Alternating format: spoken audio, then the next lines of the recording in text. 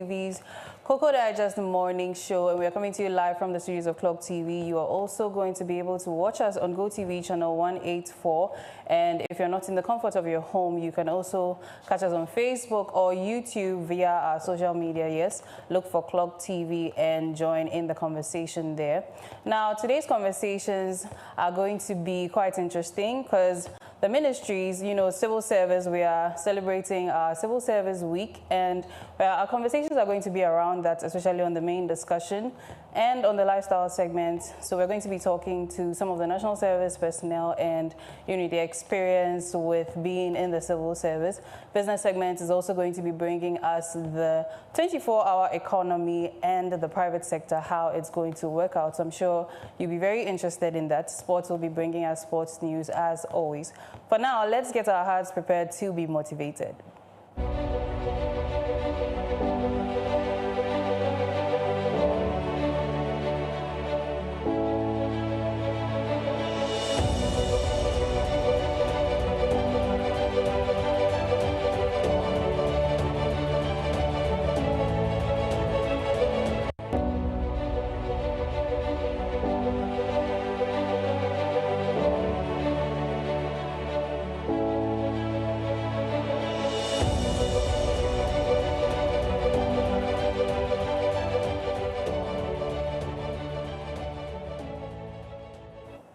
As always, every morning on the Koko Digest Morning Show, we make sure to motivate our viewers and ourselves. And today's quote is by our very own Kofi Awuno, and he says, "We are the miracle of ourselves. We need not look elsewhere. We are the miracle of ourselves. We need not look elsewhere." And this is by Kofi Awuno, as I mentioned, and he is a poet, a novelist, and a diplomat, the late Kofi Awuno. And the expanded version of this quote says, this quote is a powerful quote, of course, and it is a declaration of self-worth and inner strength.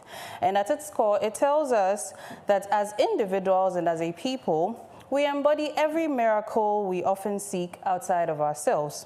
It rejects the idea that solutions, salvation, or validation must come from external sources, whether from foreign influences, material possessions, or even the approval of others. It's not going to come from there. It must come from ourselves, from within. Now, to say that we are the miracle of ourselves is to affirm that within us lies all that we need to thrive: the capacity to dream, heal from wounds, rise from setbacks, create beauty, and to shape our own destinies. It is a deeply empowering statement, and especially in the context of African identity and post-colonial consciousness, we are reclaiming the self-belief is essential. Now, the second part of the quote, which says, "We need not look elsewhere," is a reminder to stop searching for answers in places that diminish our own power, whether in our personal lives, community development, or national progress. It urges us to trust in our own capabilities, traditions, and collective wisdom. So, in conclusion, this quote is both a celebration of human potential and a quiet rebellion against dependency, and it calls us to look within to see that we are not lacking, not broken, and not in need of any external rescue. The miracle is already here, and it is us. And I hope that this quote has inspired you as it has inspired me, definitely. And I'm sure as we're also celebrating our Civil Service Week, the celebration is going to be happening. It will also inspire you to look within the civil service, look within, and be the miracle, be the solution that this country needs, as the civil service is the pillar of our governance. Next is our online and print review with my co-host, and stay with us. We'll be right back.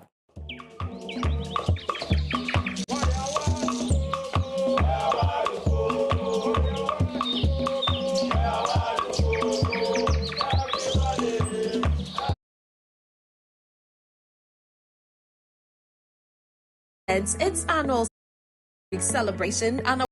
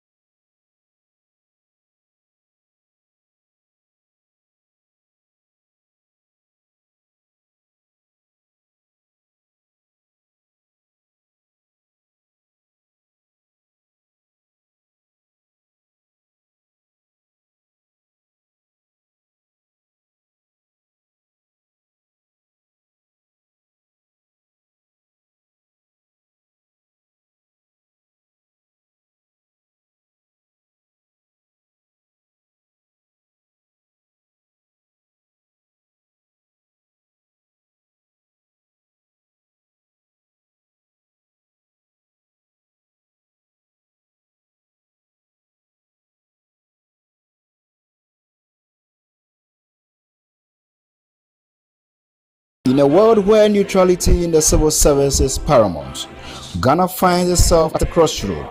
Clause says that a certain action should be taken, but government has to act on the basis of law. So we inquired as to what the premise for that demand is. They say if you wish to broadcast or otherwise manifest your political allegiance or run political office, step away from the services.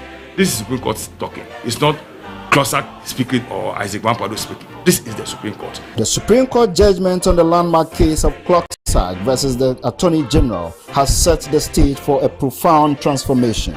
Introducing Resetting the Civil Service. Tune in to be part of this change, because a better civil service means a better Ghana. I find it refreshing always when I remind myself of the profound statement by the eminent civil servant, the Tan Anankwa of blessed memory, to the effect that it is the perfection of the civil servant that will move this country forward, and not the politics.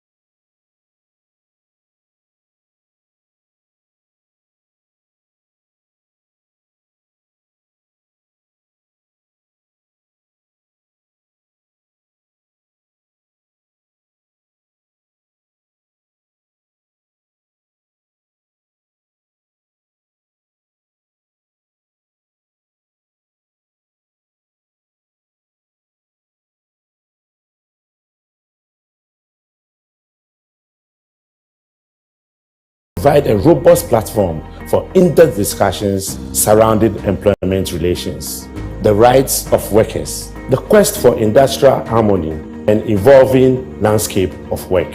Walatu Walasa seeks to bring to bear the challenges and opportunities facing the labor force today, making a significant contribution to public discourse. My name is Ebon Akwe, your host for Walatu Walasa.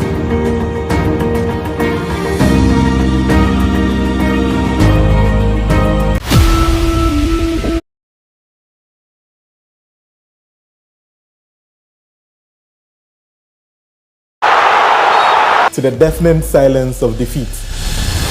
We live it here on Clock Sports. Feel every punch, every tackle, and relive all the beautiful sporting moments with us.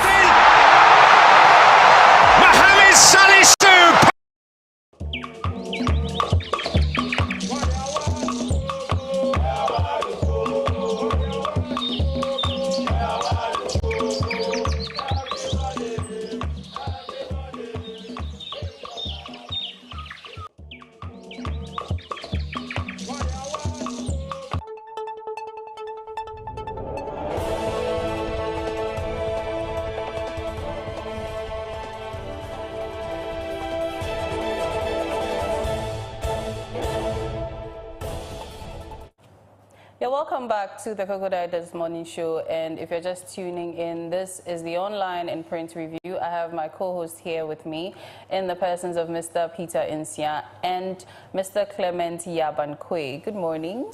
Good morning. So, what is happening? What's trending? I know the weekend is just ahead. If I ask what your plans are right now, our producer will fight me. So, what's trending? What's going on? All right. So, yeah, Peter. All right. So, a teenager in the Bono region reported some incident to the Bono Regional Dofsu. Okay. And it's quite interesting, though, but I find it very intense. It's very deep. So he reported to the Domestic Violence and Victim Support Unit his family for not providing him with enough food and pocket money. This is so touching. But then I feel that this is the good way to go to avert teenage pregnancy and the youth, entering into drug abuse, stealing and all of that. I think if teenagers get this kind of confidence to, report to the DOFSU. DOFSU is always available to hear things like this. Reporting his parents to DOFSU to, intercede for him is a very good thing. He went there in his uniform. They're complaining so that they know that he's a student. Yes, he doesn't get enough money and then, food in the house.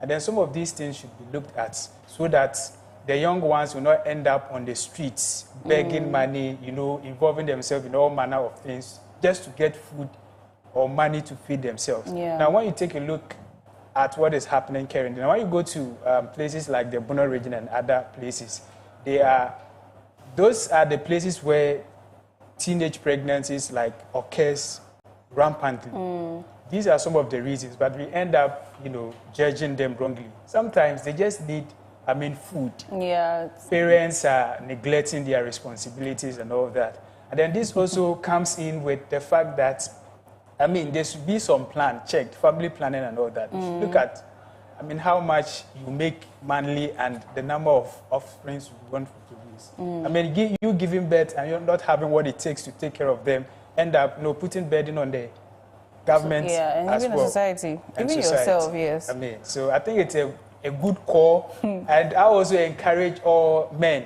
who are also being abused in the house that, no, they shouldn't feel shy. Go to DOFSU and then make your complaints known to them, and then they'll attend to you in due time. Yeah. So we are encouraging us, young people, instead of indulging into practices that will endanger your life or, end up putting you in prison and all that. If you encounter problems like this, feel free, talk to people, rather than involving yourself in social vices. Right. I think Clement has submissions to make. Ira, this story is interesting, but I will not go to that angle. Okay. I wanted to juxtapose this story with what we hear about in the US, that sometimes or in the Western countries, when you beat your child there, the child can call 911, the police on you.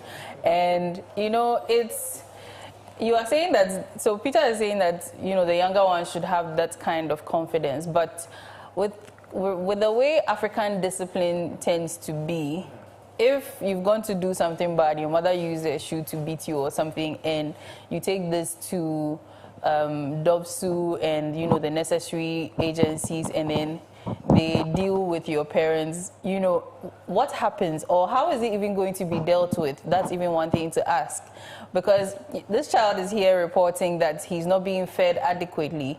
And the way you're encouraging, what if now every small thing the children keep going? Because that's what's happening in the Western countries, and then there are complaints that these children grow up indisciplined. They don't get the needed spare the rod and spoil their child. So how should we, juxtapose these two scenarios? According to this report, it was solved amicably. Okay. So sometimes some of the parents neglect their responsibilities.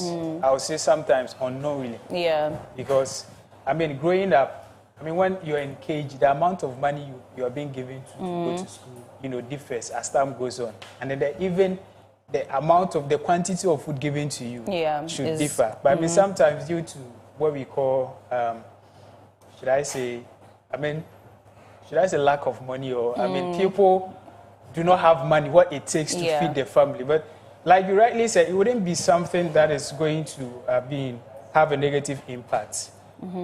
Speaking up, it's something which you all encourage people to do. So, and the other side of this is also the financial readiness to start a family. You see, sometimes I think maybe most of us as young adults now, we get pressure from our parents and loved ones saying you should get married. And then the younger guys will be saying something like, oh, I don't have, family starting money. And they'll tell you, oh, start, you'll get the money. But then sometimes some people do enter, and then they realize they are not able to adequately cater to the needs of this new family they've started. And then it also goes to the family planning thing, because you realize that low earning or low income people tend to have more children than usually what we would term as the wealthier or richer people, and this is something that needs to be looked at. And I also think that as the government is starting these funds and things, maybe there can be some sort of financial aid for people with children or people who don't have exactly stable income, that they could rely on some financial aid. Just like when you're in school, you can get some loans and things like that. These things should be open to families so that at least, even if it's not for anything, to support the child through school, you know, so that at least you won't have situations like this. Because just as you're saying, a lot of teenage pregnancy issues crop up because sometimes these young ones need money, and some older men take advantage of that. You know, they promise you some 50 cedis just to get you in very compromising positions with them just because you need to survive. And so, yeah, do you think the government can look at helping poorer, communities with some sort of general fund that they can get some money to take care of their kids? So, that's basically what the government is doing. That is basically what is happening in the economy. In Ghana, most of our investment has been to social intervention. Yes, social intervention. Basically, that is the essence of social interventions, to take people out of stress and out of what they can't really do. So look at, let me speak from the business point of view. Look at the recent taking off this kind of taxes from the ordinary Ghanaian. It's just for relief sake, so that people will have more disposable income, and they could spend more. So I think government is doing their best. The only thing is we too need to plan. We need to plan. There is one funny video I watched when a young guy was eating. No, he was actually drinking lentil soup. Yes, and you could see there was so much pepper, and this young guy was crying. And a woman asked this young guy that, why are you crying? No, say, Adiani Moko. No, woman said, Moko, my JD. No, say, Adiani Yedenwe. So, that is the short of Adiani Yeden. So, she can't stop taking this. So, this is my training. I want to say something. I wanted to ask a question, but it's just fine. It's very fine. So, with that, we have a comment here, it says, Ogatimi says, Peter, you will reach far. You have a very bright future. Keep it up. Thank you so much. We too will tap into that blessing. This is a reminder to send in your contributions and suggestions to our WhatsApp number that's displayed onto your screen, or to our YouTube or Facebook live stream, and I will read your comments out loud. So, Clement, yes, what's trending on your end? There are a lot of things are going on. I think yesterday, President Mahama actually went on thank you tour. He was in the Ashanti region. I think last 2 days was at Western North region. That is where he made a very, very profound statement, of which Ghanaians are so much happy to such a statement. I don't know if you heard about the Minister for Interior made it known to Ghanaians that there's going to be recruitment in the various security services. But this time around, the President Mahama said there's going to be a policy where this recruitment is going to be regional based. So instead of it being national based, where the national or the headquarters takes care of all the recruitment process, this time it's not going to be that. It's going to be given to regional quota. So if it's assuming 20% is for Greater Accra region, then we are going to get recruitment process that is going to be spearheaded by the regional minister or the coordinating council for the region, giving us 20% of the recruiting service. The same applies to all regions. I think it's a very loud double thing that we need to applaud the president for, so that no region will be left out. Yes, if we are distributing the national cake, we should distribute it equally. Yes. So is that different from the internship thing you mentioned on Tuesday? Peter mentioned on Tuesday. Is that different from? This one is recruitment. Okay. So is it going to be an annual recruitment? Yeah. So they said they are looking to recruit close to 4,000. If the numbers. 4,000 nationally or regionally? Yes, nationally. That's that. If the numbers are correct. And they are just waiting for financial clearance from the Ministry of Finance so that they can just start the process. So most are waiting because the security, the Ghana Police Service, the prisons, the immigration, the fire service. Is the ambulance service also part of it? they all form, but you see, that ambulance service sometimes they are under Ministry of Health. Okay. The Ministry of Health. So it makes. So we follow this story keenly and update viewers accordingly. Right. On the issue of government accountability series, last Tuesday we talked about it. Yesterday there was another part of it that happened. It was the Minister for Energy and Green Transition, and he made a very profound statement. I believe we would go into it actually in the online discussion. Yeah. And I will touch on a few of them, what he said. And I was so much impressed with some of them because he's making us understand that our energy sector is gaining a new strength. And what he made us understand, our energy sector is gaining new strength because last Sunday, they made us understand that there's going to be national. Yeah, your mic is off. Okay, so. Okay, so I understand. This is like you rightly talked about the recruitment process. So gone are the days that we hear, it will be that gone are the days that we hear that, oh, people have scammed people, you have to pay this, do this, or do that for you. So this, if it's going to be on the regional basis, then I think it is a good call. And I'm talking about the energy sector thing he was talking about yesterday, like he rightly said, the Minister for Energy and Green Transition did a whole lot talking about, the new transformations and what to expect. Yeah. And I hope you'll be talking about one of them there. Yes, I think what I have here is for the island communities. Yes. So, Yara, I was mentioning a few of them. He says, he has also made us understand that in few months to come, all ministers are going to use electric cars. Yes, all ministers are going to use electric cars, and they are going to be, it's also a form to save government expenditure in terms of fuel consumption, because there's a lot of things that goes into fuel consumption. So, government appointees are going to use electric cars, and it's all under the Green Transition Initiative. Right. And also there's going to be solar lights, and they've started a pilot process at Ashanti region. And they are making sure that across the country, instead of we using the normal street lights that at the end of the day we are supposed to pay, ordinary Ghanaians are supposed to pay, this time they are going to go solar.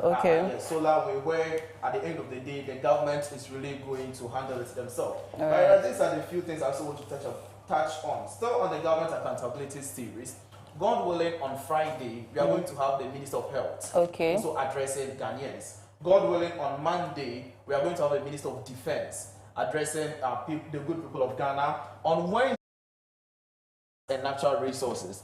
Special questions are being asked about galamsey fights, excavators. So all these people are going to be on there. On Friday, we are expecting the Minister for Justice and Attorney General. And that very day, I know Ghanaians are going to sit glued to their TV. Yeah, they want to hear a lot of things regarding ORA and all the issues happening. Right. Okay, so let's go quickly into the newspapers, then we go into the online story. So what do you have for us today?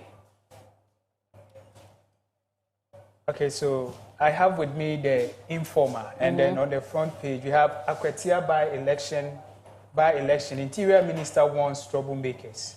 And then the highlighted one is Ramadan rice saga, 4 accused granted bail, that is 800K. And then we also have 800,000 cedis. 800,000. Right.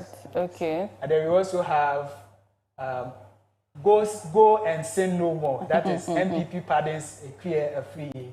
And then she was the parliamentary, she contested on the ticket of MPP. And then we also have punished political galamsey kingpins. Yes, punished political galamsey kingpins. That is coming from the coalition of. Yes, that is coming from coalition. The coalition tells government to punish political galamsey kingpins. That's what I have. Okay. So, Clement, what do you also have for us? Today, I have the Daily Graphic. Yes, today I'm not going to the graphic business. On the front page, I have interesting stories.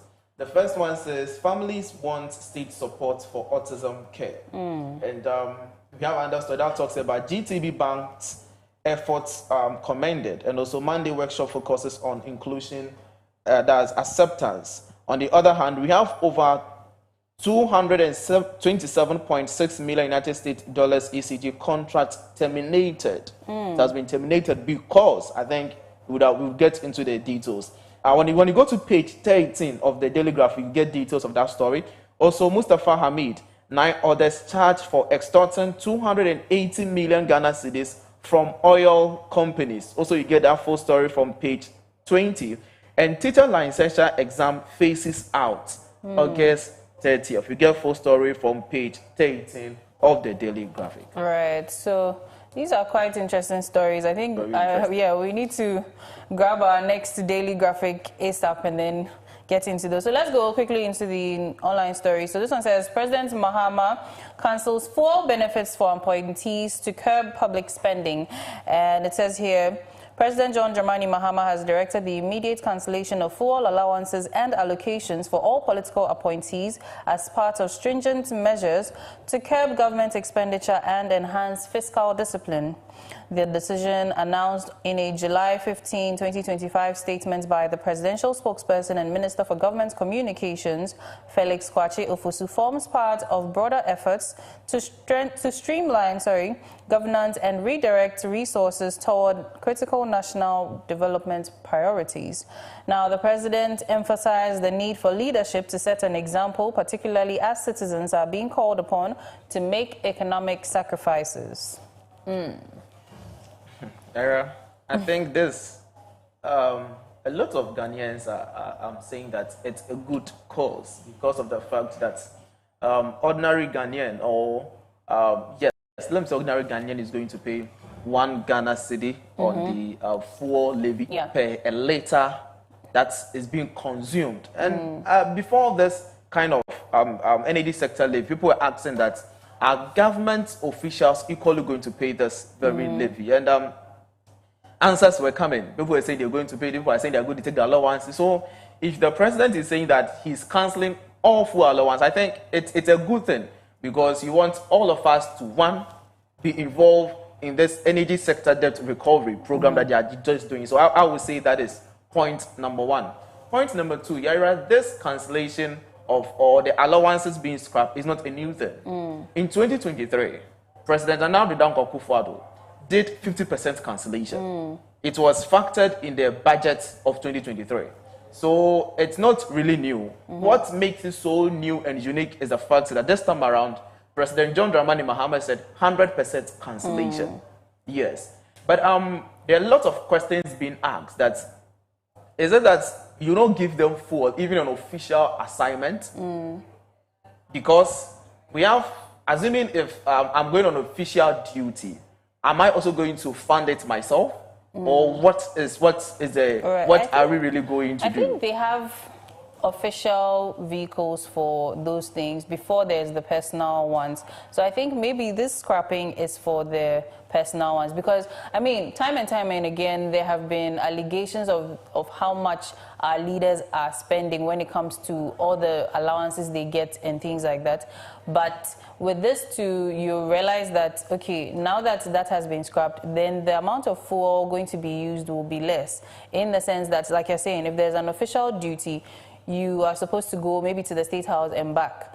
You finish doing that, you come back. The next person that needs to use the vehicle or use it will also, so it's not going to be spread all over everybody. It's going to be more, controlled in a way. I think that's how it's going to be. Okay, so Raizi, we don't have, I would say, we don't have the details of the information, of which for now, we expect the communication of the presidency, president's communication, to be able to explain things to an ordinary Ghanaian to understand that if you say you're cancelling fuel, to what extent? Is it 100% total, as the president said, or it's just for a particular group of people? Because when you say coming to that, when you say for government appointees, all political appointees, now you're looking at the ministries, departments and agencies. All political appointees, they are being affected. We are looking at the municipalities, the metropolitan district assemblies. All political appointees, they are being affected. We are looking at the state-owned enterprises like ECG, like the NPA. All these institutions, political appointees are being affected. So we expect more insight into this very directive from the president. Let us know that which kind of appointee would be given fuel and at what rate. I really, or people are saying they support. I was listening to the president for Amani, and he was like, even if this initiative is saving Ghana just 1 Ghana cedi or even 100, he didn't really quantify. It was like even 100 Ghana cedis. It is laudable, and I think yes, it is very laudable because we all know the amount of money that goes into fuel allowances. When you check in 2020, 2022, we spent close to 500 million Ghana cedis just for fuel allowances alone. So if you are canceling it for total, and I think at least it's going to make a lot of reason. Some sorts of debates about the appointees, that who exactly is the appointee, because aside the political appointees, the people elected, you know, our parliamentarians, they also have some sort of full benefits as far as I'm to the best of my knowledge, they also have that. So are they also going to be part of that? There were some debates on that too. And you know, it also comes back to the fact that I don't know a lot about cars though, but with the way our culture is that these big people in our society need to be seen in a certain way. Look at the kind of cars they have been given or they use. Now, look at the consumption. The consumption is very high. Yes, look at the capacity, because as opposed to the citizen, maybe you have your Toyota Vitz, your consumption is not the same as a V8, you know. So I think that it is a good thing, because if the lay citizen is expected to pay for his own fuel, I mean, a leader who is earning so much and has so many businesses and things should be able to buy his own fuel. And if you think this government vehicle we are using, maybe you can't afford it, you have to pack it, you know, and then, you know, fuel your own, you know, moderate consumption car and keep going. Because when you compare with the West, some of their leaders are easily blending into the public. You don't really notice that, this is President or maybe Minister Peter going out there until maybe you pay attention. But our people, they want, at a point, we even realize they wanted sirens and things. So all of these, I mean, it is good because we have how many appointees in the country? We have how many leaders? A lot. And look at if each of them is driving a V8. Look at how much fuel that is. We are grateful. Yes. So before Peter comes, you made mention of the members of parliament. They are different from political appointees. Yes. So they are looking at the one that president appoints. Members of parliament are what we elect. So for them, next, because 200 and how many? 275 currently. Exactly. So with the speaker. They are exactly. So they are different categories. Maybe they can start getting maybe the 50 or 25%. So we are yet to see the next directive. Maybe the leadership in parliament will also come out with such a directive. Yeah. Okay, so like Peter. you rightly said, we are yet to get the details of it. And then I would like to take it from the IMF program. You know, we are still under the IMF program point of view. And, you know, as part of servicing our debts, you know, the IMF projected that, like, the whole year we are supposed to spend 267 billion Ghana cedis. I know this isn't the first initiative brought out by this current government to, reduce, you know, prices in order to, you know, generate more money to service our debts.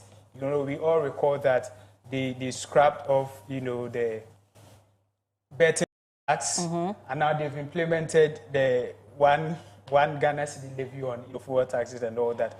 So I am looking at it from this view that in order to, you know, fill this deficit, you understand, even talking about the 24-hour economy, which was discussed last week by Clement and his guests, you know, the kind of loophole that would have if all those incentives and other things are being, the waivers and all that for the private sectors and companies who are willing to, you know, invest into that kind of thing.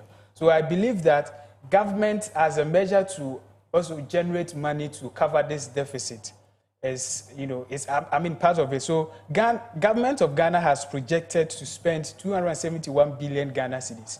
When you compare that amount with the projection of the IMF, there's a deficit. Right. So I'm sure that this is also a way that the government is, you know, employing to, you know, fill the gap over there. Like you rightly said, we are yet to get the detailed information about who is affected. And I'm also thinking that they should come out with a clear timeline, and then where this amount of money will be invested, this amount of money will be invested in the future, so we know what is actually going to take place, so that we can better appreciate it.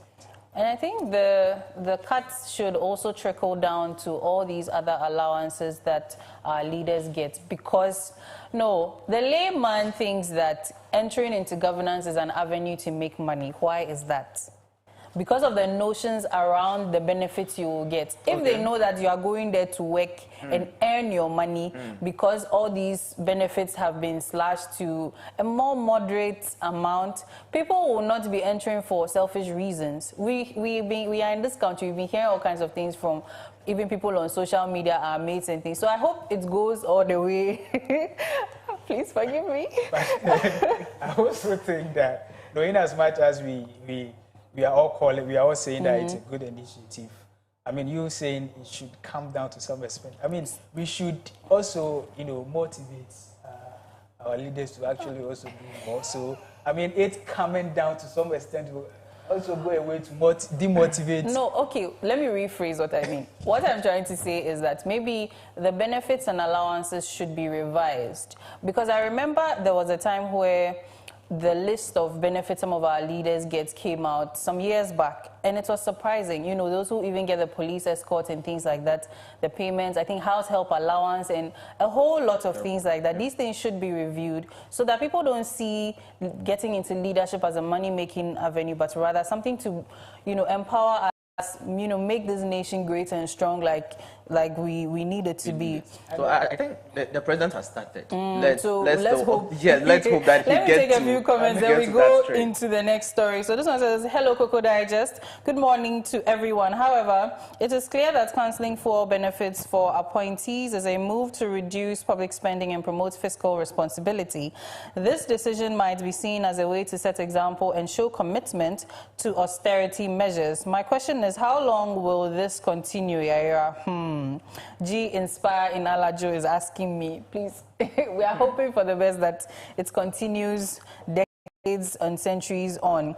Now, this one says, "Good morning, lady and gentlemen. The president must explain, because some appointees might feel that this decision is unfair or an attack on their privileges, potentially leading to dissatisfaction or even resignations." Adjoa Afo in Kaswa is telling us this. Well, if you're not here, are you here for the benefits, or you're here to work? Yara. Every job has its own benefits and attractions.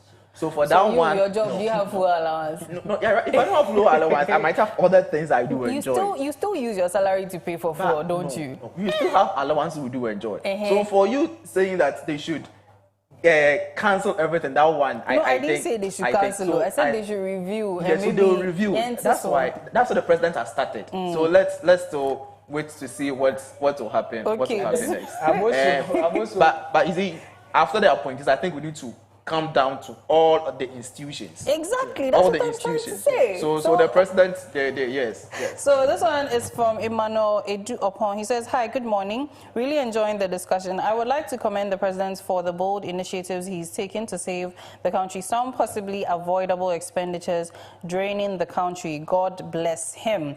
Thank you so much for your submissions. Please do well to keep them coming. And now let's go to the next story. Then we wrap up. Before that one, so I think government should come up with a well-structured about so that they can consider making it passing it into a law, so that any government that comes will follow suit. So we just hope that the next government doesn't make it into a campaign strategy for votes.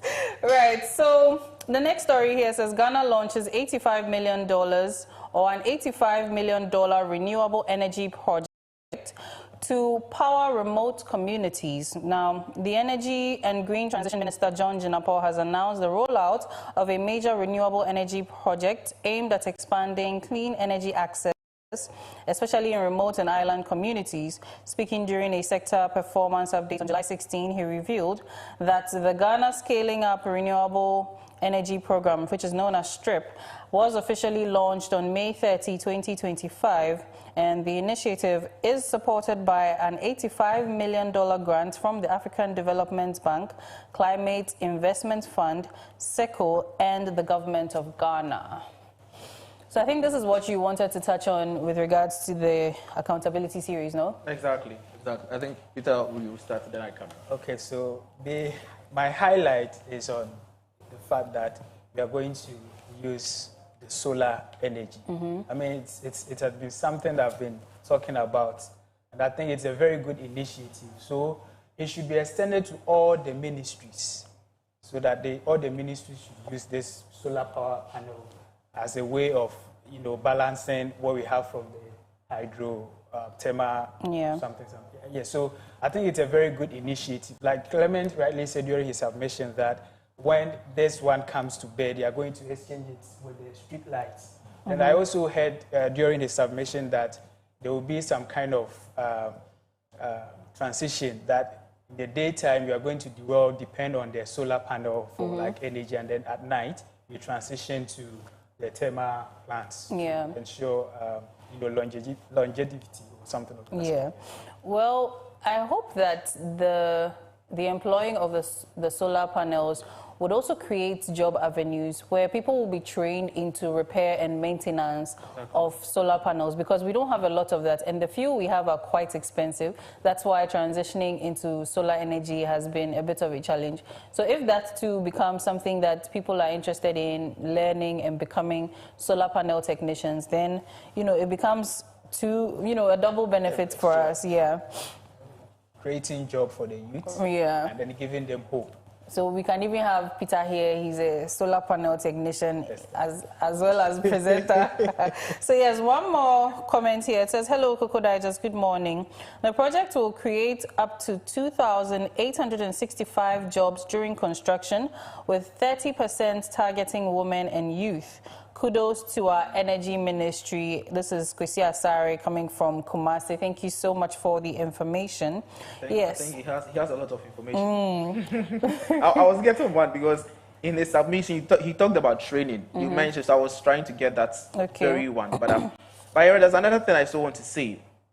This 150 island and lakeside communities, they are mainly targeting this Kwewu Afam Place South and North because of how they are placed. And so I think it's a very good thing. And the last thing I want to talk about is the fact that the minister mentioned that there's going to be distribution of 450,000 LPG cylinders across the country. Okay. So if I quote, he said, Minister of Energy and Green Transition has said that 450,000 LPG stoves are being distributed under the cylinder recirculation model to expand access to clean cooking. So that is what they are also going to do. So we actually want to know how it's going to be done, who is benefiting, who is not benefiting, what is the model, who applies for it, and who does not apply for it. Yes, so hopefully more information will come. Exactly. I think also this is to, help about 70,000 people in the communities, no? Yes, exactly. 70,000 is quite a number. So it means that 70,000 people or even more do not have access to electricity. We have some countries in some communities in Ghana who have no access to electricity. Yes, some of them don't because of how they are going to, let's say, extend the grid to their communities because of where they actually live. So people are really suffering. People are really suffering. One of these communities also have schools and hospitals. Yeah, so, and students, and these students are competing with people sleeping in AC, But I mean, this is a step in the right direction. It's going to help the upcoming generations. And if you could remember, they said ECG when this minister took over, said have about more than 50 accounts. But now the minister made us understand that the account they are using currently is one. That is with GCB. Okay. The rest has now been dissolved. Yes. Well, we are most grateful. We are happy that some reviews are, and things are changing, yes, and the transparency, we are grateful for that. So. Yeah. Yes, this brings us to the end of the online French review. Thank you so much for sending in your comments, and I did this with my co-host here. Thank you so much. Next is the lifestyle segment with Miriam Abnadidi and her guest, and it's all in preparation for the Civil Service Week celebrations. Do stay tuned.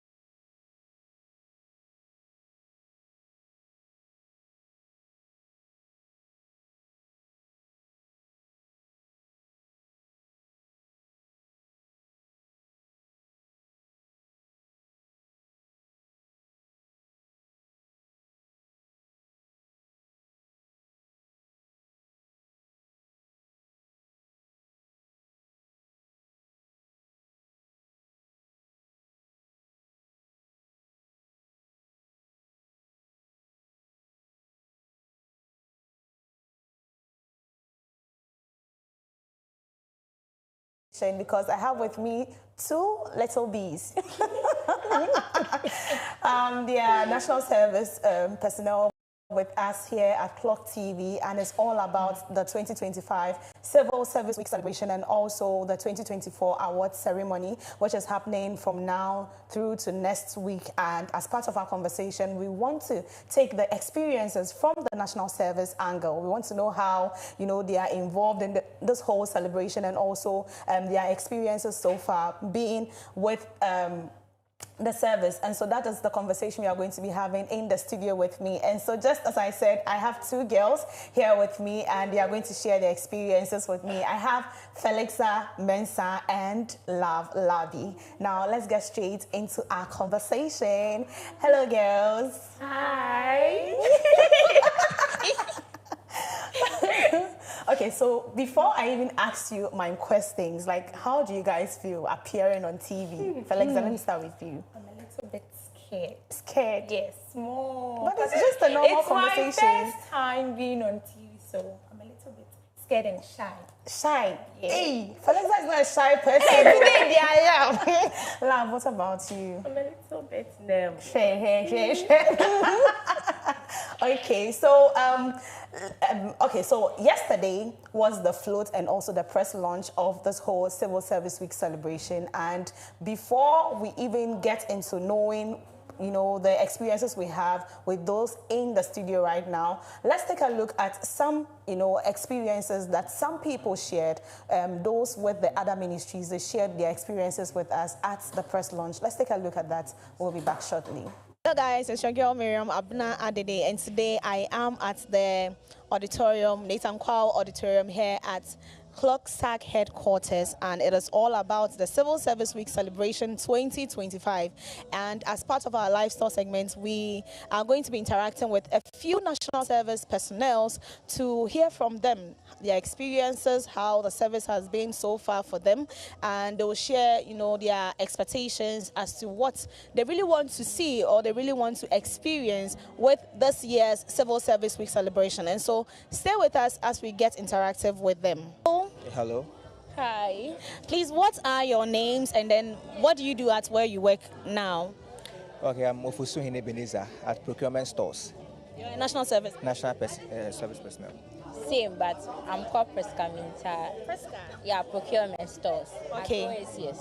Okay, Preska, what did you study in school, and then what are you doing now? I mean, practically. Oh, I study economics and religion, but now I'm at Procurement Stores. Is it related to what you study? Oh, not really, but it's kind of fun to have ideas about everything that you've learned, you've been through. Right. What about you? What did you study? I study business management, but it doesn't correspond to what I'm doing right now at the Procurement Stores, but I've learned a lot. What have you learned? Well, about stores, maybe requisition, when items are being requisitioned. There's a book that's called a combined requisition book, which you write your item and then the items will be distributed out. Yeah. So how has the experience been so far for you as a national service person? Well, I've learned a lot, as I've said earlier on. It has been a good, I've learned a lot, maybe the discipline, the punctuality and everything.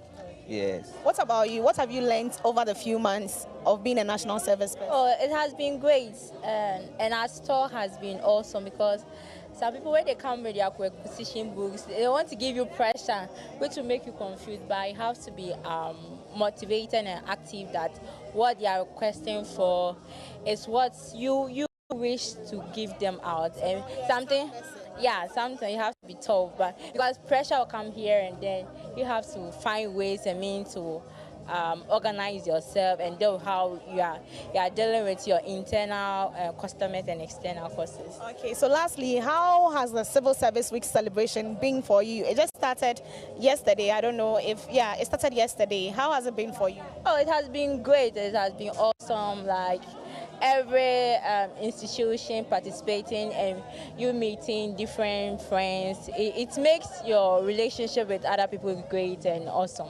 That's what I see. What about you? Okay, meeting friends, old friends from way back school. Also, I've learned a lot about the ministries, a whole lot. Do you hope to be maintained or retained? Retain. It depends on them. I know I've done my best. So and everything. I mean, God first. Thank you very much, and enjoy the rest of your day. Hello. Hi. Please tell us your name and what you do at where you work. So I'm Mr. Mauli. Yeah, so I'm at OECS. I'm the F&A Directorate. Admin to be specific. Yeah. And what did you study in school, and then what are you doing now, like practically? So I studied political studies, and then my office HR is in line with my work because we learn about policies and how they implement. So it's in line with my work. So how has the experience been so far for you as a national service person? Okay, so it has been exhausting, stressful because I'm now getting used to the waking up at 6, cooking after 6, that system. So I'm adapting, but it's stressful, very stressful. And then how is the celebration going for you as well? Oh, so far it's been very exciting, from the football to the quiz and then... Play the football? Oh yes, I play for... Yeah, so it has been exciting, yes, exciting. My name is Kezia. I work with Head of Civil Service. I'm actually a national service person.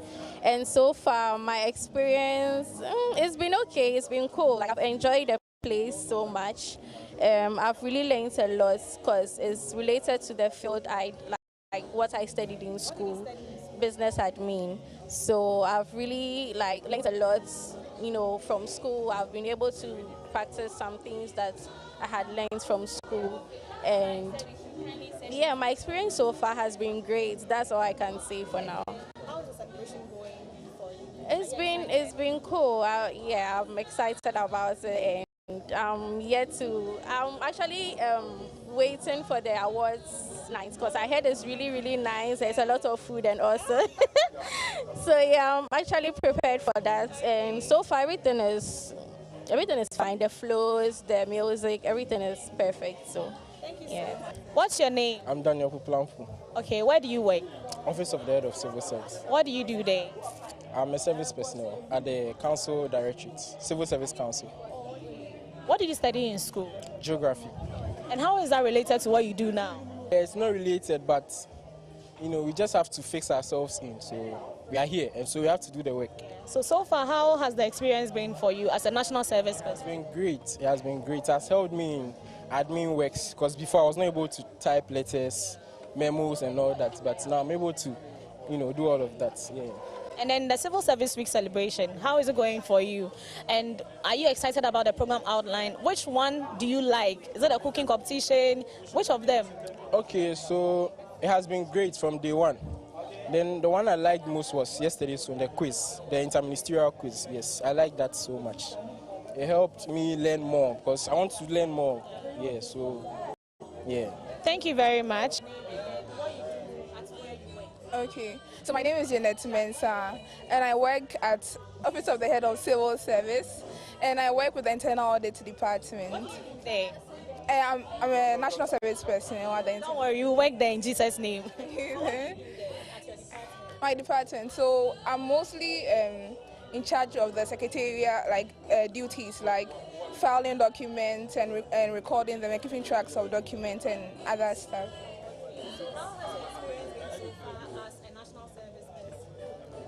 It's been good, and I also say it's been a great learning opportunity for some of us. You're able to learn soft skills and hands-on training and all of that. So it's been a great learning experience for me. Very different. So I majored in sociology with a minor in philosophy, but I happen to find myself in the audit department, so it's quite... Now let's talk about the Civil Service Week celebration. How is it going for you, and which of the programs can't you wait to experience? Okay, so for me, I think it's been great so far. I joined the float this morning, and I'm hoping to see what's next. But I think I'm looking forward to the cooking competition. Yes, so that's all for me. Thank you very much, and you have a beautiful smile. Thank you. Tell us your name, what you do at where you work right now. Okay, my name is Blessing, and I'm at OACS. Okay, so I'm at the procurement unit. Yes, the experience has been good because it feels like putting what you've learned in school into practice. I did economics.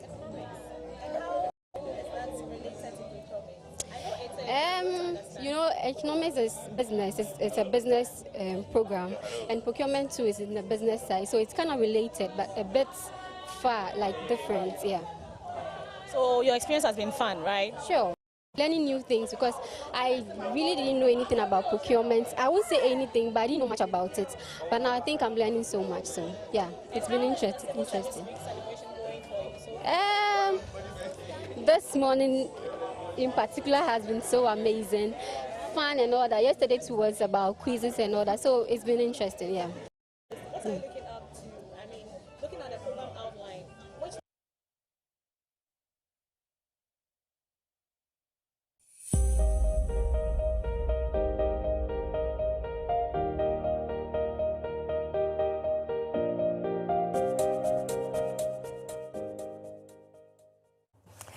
And that was a few, expectations and experiences shared by some national service personnel with the Office of the Head of Civil Service. And so we have two national service girls with us in the studio, just as I said earlier, Love and then Felix, and they are going to share their experiences with us as well. And so, yes, let me get straight into the conversation. Let me start with you, Love.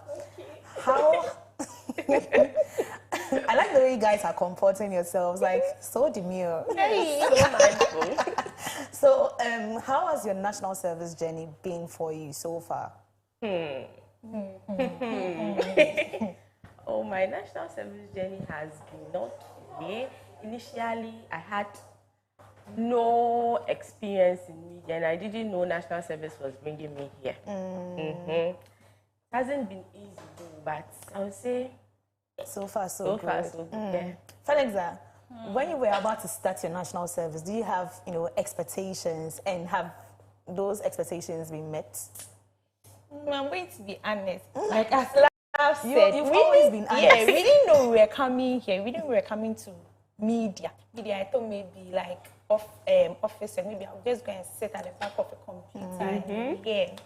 But then we were brought here, and then when we came, like honestly, me, I wasn't like I'm being honest. Come to the challenges, yes. Felix. Okay. So with the expectations before, like we were being posted. Actually, as I said, I was just hoping that like when we come, like computer, not like yeah. But and then before we started with this service too, you see those people that they've done their service and then they are home. They were telling us that when you come, you're not going to learn anything, or they're not coming to teach you anything. Yeah. They will send you to go and buy wache, and then nobody's going to have time for you. So initially, I thought maybe if I come, like, I'm not really going to learn anything.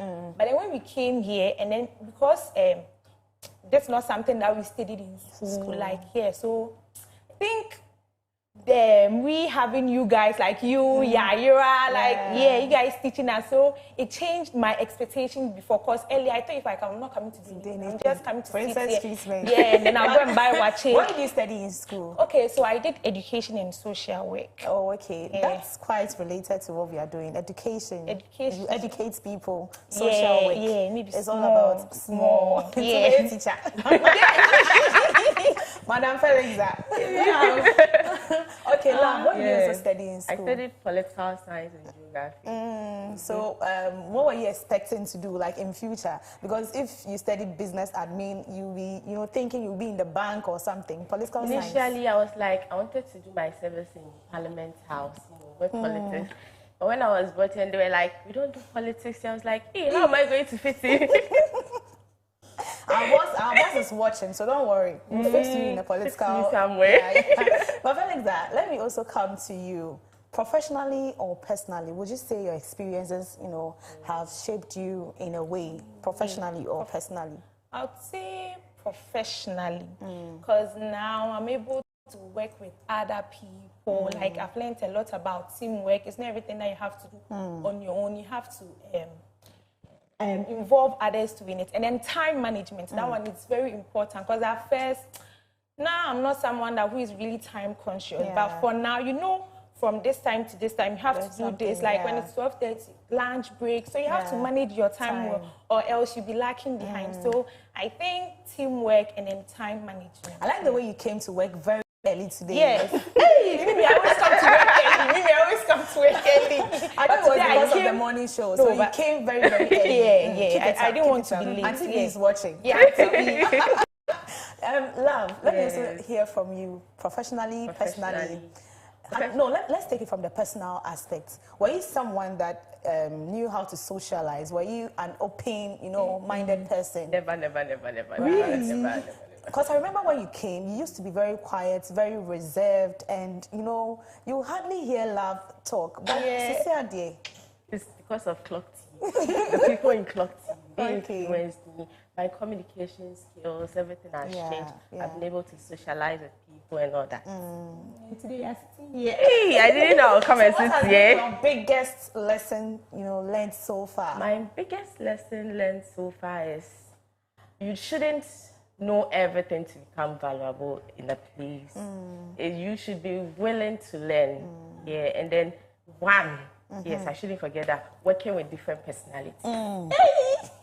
Yes. I see. Alexa, coming from your perspective, were there times where you felt like giving up, like this thing, I'm not coming again? Tell us about it. When we came here first, like I wasn't feeling it. Rejoice, I wasn't feeling it. Like I wanted to quit. I wanted to stop, but then I was like, hey, if I stop, I'm not going to get my set, because that's the whole purpose of this national service. Even though we want to get some working experience, but then we still need to get our set if we want to be working in the public sector. So initially, I really wanted to quit because I didn't have any idea about this whole media thing. Like, and I didn't feel like I had any value here. So initially, I really wanted to stop. I really wanted to stop. Love. We also share the same sentiment. Yes. You wanted to stop. I don't. So I will do the job. Hey. You boy, you're even lucky. We don't send you guys to go and buy. That one day. It's not about buying the watch. It's like I was like, what am I doing? I don't belong here. That's what we're all saying. No, I don't belong here. I have to go.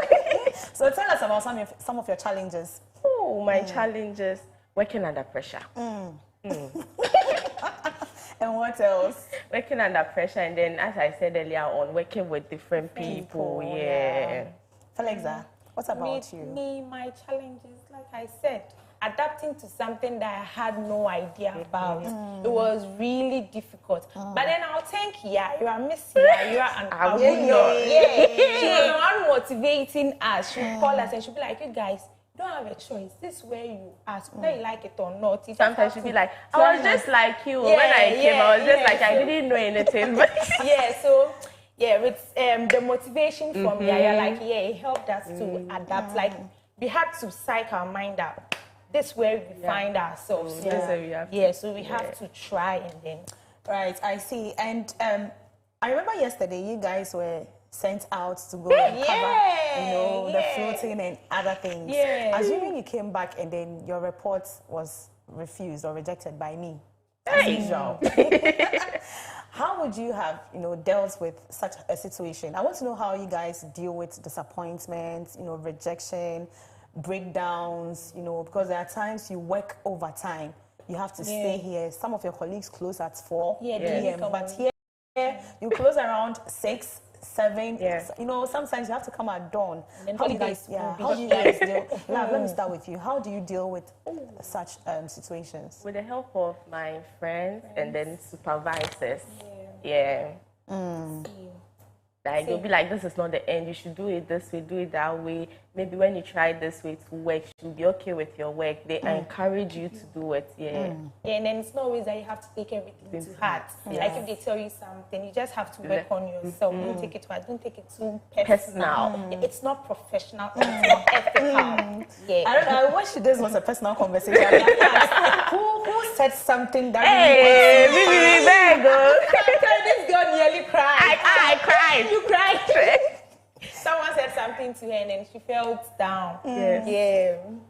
But I don't take it to heart. So how were you able to, come out from that experience? She motivated you, encouraged you, and Auntie B too. Oh, right. Hey, Godfred. No, it's not time for shout outs. You Oh give no, shout outs. he has also done well. You know, yes, he has always been there for us. I see. So, over the few months you've been here, have you learned any skills aside, you know, what you learned from school coming here? Have you learned something that can fetch you money? I'm always about the money. Love. And one thing is the writing and editing, thanks to me. Yes. So writing and editing stories, and then also producing. Like we are producers of all the entertainment shows here on Clock TV. Yeah, so I think these are some of the skills. And then reporting. Yeah, and then reporting. Yeah, like what we did yesterday. Oh, you guys really did well. Yeah, and also with the entertainment shows that you're producing, you are doing so well. Yeah. We've spoken about your challenges and then difficult times. Let's talk about memorable moments, because in just a few months, or no, a month, you guys will be out of here. Yeah. So share with us, you know, a memorable moment or experience you won't forget. Felexa. Me. Memorable moment. Don't tell us you don't have. I do because have Christmas we parties. organize parties and other things. Yes, those ones were fun. But then the memorable one I had was the day Mr. Cephas, I think we're having a general meeting, and then he called you and I to stand up. We thought you done something bad. Yeah, now they producers for LT. Like it felt exciting. I felt like, oh, so like this man has really seen something. It means we can do something. Yeah, so it was really memorable. Oh, MC, I was thinking you guys would give her a close up because the way she was talking, you know, we've done something good. Yeah, like it felt really good that like he called us and he was like, now you guys are going to help produce the entertainment show. I was like, wow, this man has seen something. And he was like, to clap for us. It was really exciting. Hey, I've taken back my clap. I clapped, but I've taken it back. Love, let me hear from you. Your memorable experience. The parties and then yes. And then office, like the people in the office, they make coming to work fun. Yes. I see. So in your little, you know, way, have there been any time where you made a change or something, like you impacted something positively? Yes. Felexa. Yes. Being the producers of the entertainment show, I mean, like, we bring in ideas. And then our main producer being so good, anytime that we suggest something new, like, he takes them. So it feels nice seeing that, oh, like, my ideas are being implemented. Like, you can see the changes in the entertainment show. So, like, I felt like, I've been able to do this. Like, we've been able to do this. Oh, yes, you guys are really doing well. Thank you. And mine was during the poll watch. I was new, I didn't know anything. They were giving me responsibilities like I'm a professional. Yeah, but you were able to do that. Yes, and I was able to do it. I was like, oh, okay, then I belong here. Sometimes we have to push you guys so that we see what you have in you. Now let's talk about relationships with your colleagues and also, you know, your supervisors. How has it been for you, Love? Felexa. Felexa, yeah, okay, so it's been cool. Like, one thing that I was scared when I was coming to start this whole service thing was, what if the people I come and meet here, they are no good, they are not friendly, they don't smile. But then, love, rejoice, like those that I'm in the office with my colleagues, like, they are really cool. Sometimes they even ask us, hey, you guys, like, do you know yourselves before coming here? Be like, nah. And then the people we are in the office with too, they are really cool. They are not mean, like, so you can vibe with them easily. You are not shy. You can tell them anything like, So it's really fun, because at first I was scared, what if I come here and then they don't even smile, like, hey, they are good or something. But no, that's not what I experienced. Like, everybody here is so cool. I can't see, I've not seen anybody with a bad character though. Like, everybody is so cool. For me, you see him cry, you can't say. But everybody's cool. Love, I know you there, you will say. Hey, you know. How has your relationship with your colleagues and supervisors been? Oh, it has been good, it has been fun, they've been encouraging, supportive. Yeah, even if you are down with, even not work related, you can go to them, they can help you and all that. And then I've met amazing souls like myself. Yes. And then Rejoice, she should have been here. This seat was meant for her, but she said she's shy. She's shy. Okay, so lastly, has there been a time where you nicknamed, you know, a colleague or a supervisor? Yes. yesterday, I gave girlfriend one. Yes. I said he's a robot. He doesn't have feelings. Yeah. So with the nicknames, yeah, plenty. Yeah. I'll see you guys for mine. Okay. Oh, hey. So you guys have the fun one. Yeah, the fun one. Yeah, the G one. Maybe she's lying, no? I'm not lying. Yeah. Okay, so if you have any advice for your national service colleagues and you know those coming up after you guys, what would you tell them? So I'll tell them that it's not always what you want that you get. Me like this, I didn't want to be here, but then at the end, like I'm really enjoying this. It's really fun. Yeah. So anywhere you find yourself, please just be there, maintain it, and then I'm sure at the end you like it. Love. Mine is be willing to learn, open up. Your supervisors are there to help you. If you find yourself in any challenges, you go to them, they will help you. That's what I have to tell them. So before we even go, they promised to give us, do you have our song ready? You just know the first move, so that's all. Don't worry, I'll teach you. Okay. Producer, can we have the song?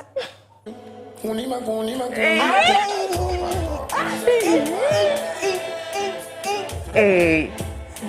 Can we stand? Or we can't? Sound matter. Hey. Let's go. Let's go.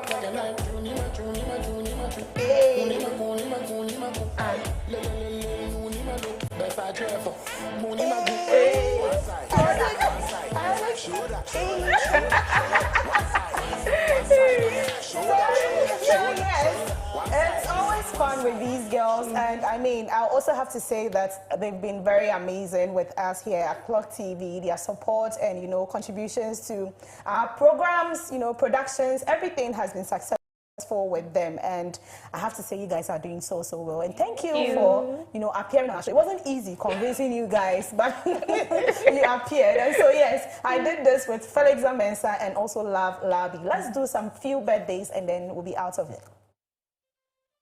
I heard today was your birthday.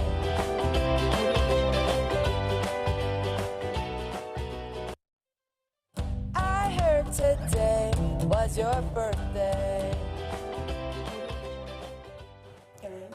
Right. And so, yes, let's get straight into our birthday celebrants. And Felix and Love will help me in celebrating them. So, who is taking this? Okay. Felixa. Okay. So, happy birthday, Michael. Wishing you a day filled with laughter, love, and everything that makes you smile. May this new chapter bring you success, good health, and endless joy. Here's to celebrating you today and always. And this is from Emmanuel. Love. From your big sister, Patricia, happy birthday to my sweetest little sister. May all your dreams come true and your day be sweet as you are. To Erica, happy birthday. And this is from me to Sheikha. Happy birthday, Sister Rhoda. You're an amazing person, and I wish you the very best in your new year. Have a good one. And blessed birthday to Rhodalyn Shaker in the United States of America. Wishing you a birthday that shines as brightly as you do. May it be filled with laughter, love, and all the beautiful moments in between. This is from your brothers. And, okay, so this is short. Love, let's go. Happy birthday, bro. May you live long, prosper, and experience God's goodness every day. From Dad, right? Happy birthday, yeah. So, Felixa, this is your madam. A glorious birthday to you, Hannah of Hannel's Beauty Salon inside Ablekuma. We wish you all the best in your new year. Continue to be amazing. And this is from Clock TV staff. Belated happy birthday to my second mommy, Florence Kwashiga. May this year be marked with open doors and abundance for you. God bless you. I love you from your first baby, Yaira. Right. So we have this also from Benedict Nayal and all Pimpamsie hotel staff. Okay, so they are saying I should stretch it. So this is from Benedict Nanayao and all Pimpamsie hotel staff. And it says to Patience Mensah, Pimpamsie Hotel, Cape Coast. And so they are saying a happy birthday to our dearest Pat. Your hard work and dedication to hospitality is unmatched. May today and the rest of your years on earth be filled with blessings, laughter, and peace. We appreciate you, Pat. Cheers to a beautiful year ahead.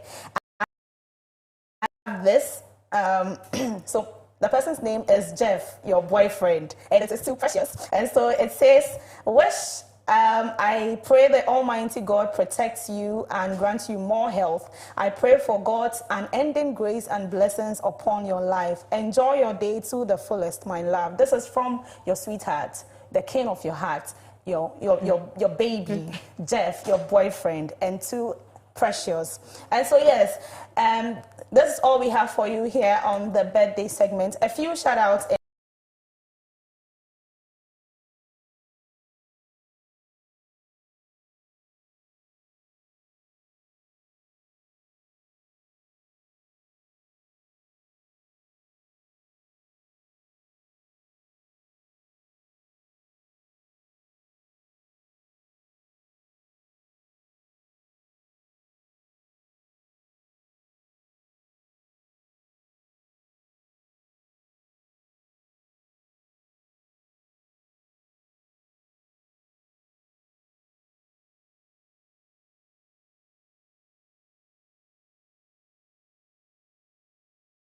Inside Pokwase, close to the cemetery.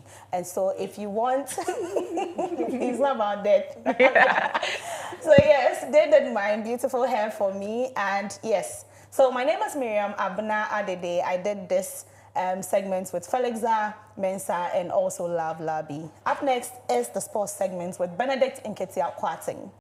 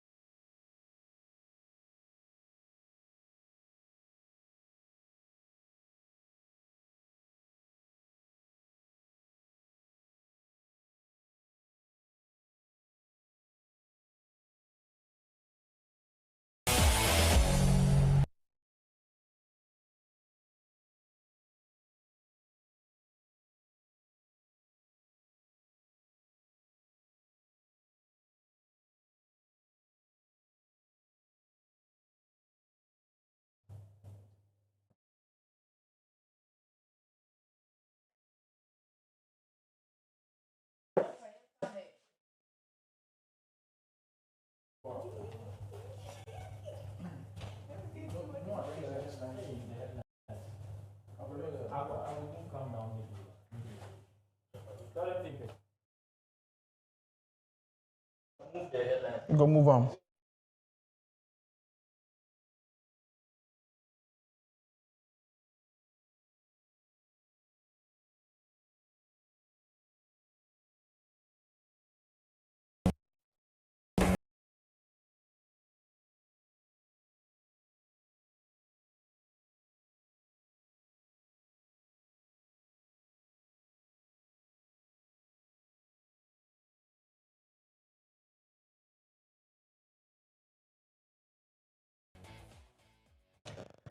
Hello, lovely viewers. Good morning and welcome to the sports update segment on your favorite morning show, Koko Digest Morning Show. And as usual, over here, we'll bring you nothing but the best in the world of sports. And we are covering all the action, both local and international. I am your host, Benedict Nketia Kwating. Join me as we dive into the world of sports. Now to the headlines. Mahama to build 6 new stadia in newly created regions. Swedru All Blacks appoint Ahmed Fati as head coach for Premier League return. FIFA considers moving games from USA to Canada due to immigration policies. And Lucas Vazquez leaves Real Madrid, and Florentino will bid him farewell with honor.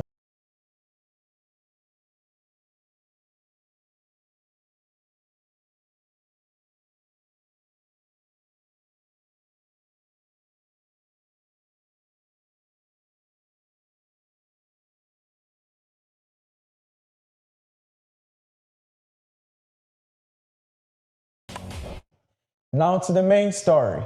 President John Dramani Mahama has revealed plans to build 6 new modern sports stadiums across the newly created regions of Ghana. Speaking during his thank you tour in the Western North region, following his re-election, the president announced that the Ministry of Sports and Recreation, led by Minister Kofi Adams, is already working on designs. He emphasized the commitment to bring modern sports infrastructure to all new regions, as well as any existing regions that currently lack it. The Ghanaian football team, Swedru All Blacks, announced on Tuesday that they had appointed former Egyptian national team legend Ahmed Fati as their new head coach in preparation for their comeback to the Ghana Premier League. The 39-year-old Fati is leading the Black Magicians as they get ready for their maiden season in the top division following a 16-year absence. The former Al Ahly and Egypt's national team defender's employment is his first managing position outside his native country. Now to our international sports news. FIFA is reportedly exploring the possibility of relocating some 2026 World Cup matches from the United States to Canada. This consideration comes amid growing concerns over U.S. immigration policies, which have faced criticisms from various groups. Stricter visa requirements are making it challenging for international delegations, including media fans and support staff, to enter the U.S., with restrictions potentially affecting up to 43 nations, including World Cup qualifying teams like Iran. There are fears that players could face near-empty stadiums. Real Madrid has announced the departure of veteran player Lucas Vazquez. Vazquez, who joined the club as a teenager, made 402 appearances, scoring 38 goals and providing 59 assists. His final appearance came in the US during the semi-final exit against Paris Saint-Germain. During his time at Real Madrid, Vazquez won 23 trophies, including 4 La Liga titles and 5 Champions League titles. Known for his versatility, he even adapted to play as a right back, proving his value to multiple managers. And that is it for the sports update segments. My name is Benedict Nketiah. Next is the business segment with Clement Yabankwe.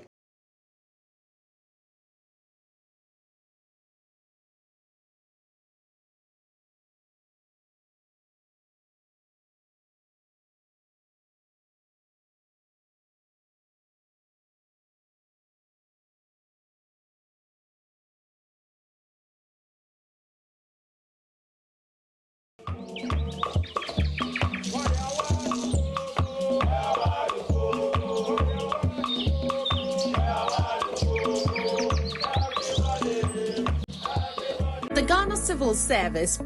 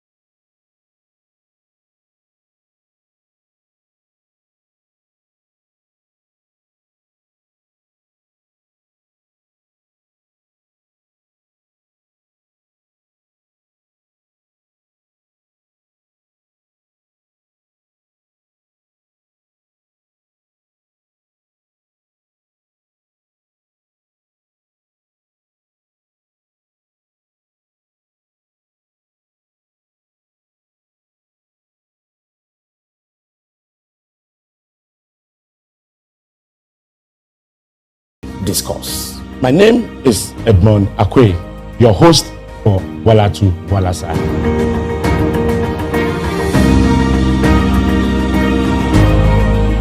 In a world where neutrality in the civil service is paramount, Ghana finds itself at a crossroad. CLOSAG says that a certain action should be taken, but government has to act on the basis of law. So we inquired as to what the premise for that demand is. They say if you wish to broadcast or otherwise manifest your political allegiance or run political office, step away from the services. This is Supreme Court talking. It's not CLOSAG speaking or Isaac Wampado speaking. This is the Supreme Court. The Supreme Court judgment on the landmark case of CLOSAG versus the Attorney General has set the stage for a profound transformation. Introducing Resetting the Civil Service. Tune in to be part of this change, because a better civil service means a better Ghana. I find it refreshing always when I remind myself of the profound statement by the eminent civil servant, the Tan Anankwa of blessed memory, to the effect that it is the perfection of the civil servant that will move this country forward, and not the politician.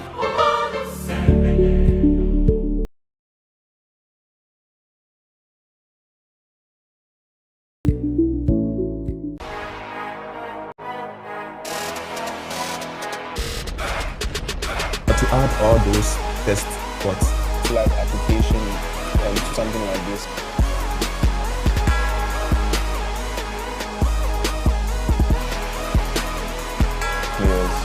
Oh, okay. That's quick. That's crazy. That was quick. He's going to be able to draw a level. Yeah. Wow. Wow.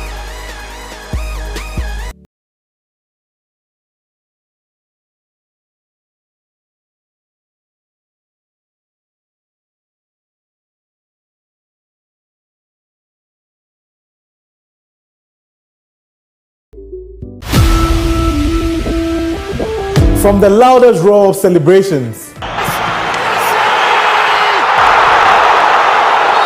to the deafening silence of defeat, we live it here on Clock Sports.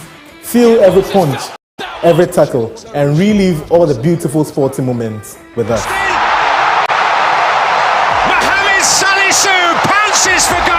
Join us on Mondays and Fridays 7 p.m. to 8 p.m. and our midweek special on Wednesdays 1 p.m. to 2:30 p.m.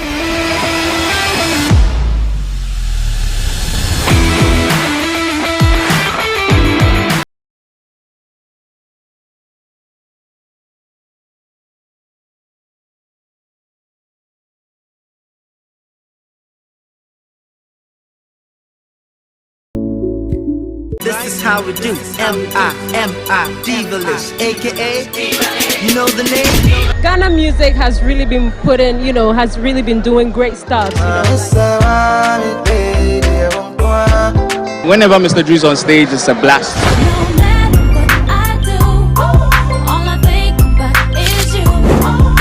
Are you ready to dive into the heart of entertainment? Let's stop, where we explore the latest trends in the entertainment industry. From viral moments to hottest celebrity stars, we've got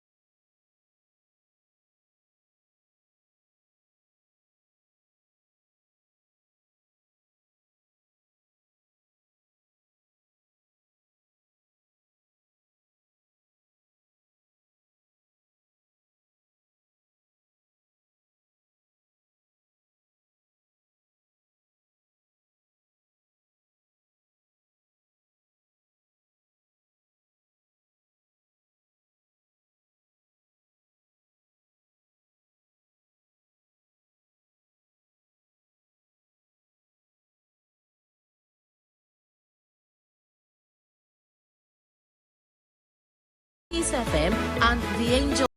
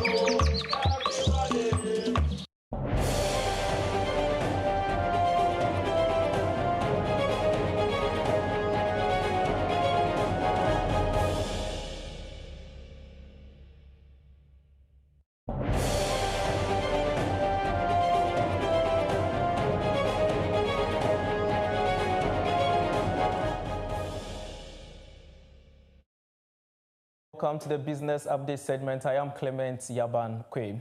Today we are going to have a very interactive section. As you always know, we are going to break down the 24-hour economy this time around. Last week we did understanding the 24-hour economy. This time we are going to look at how ready is the private sector, because the president made us understand that private sector is the main engine for this actual policy. So we are going to be talking to some seasoned private sectors, especially the export and import industry, and also be speaking with the Food and Beverages Association, the General Secretary as well. Want to know how ready they are for this very policy and this very program.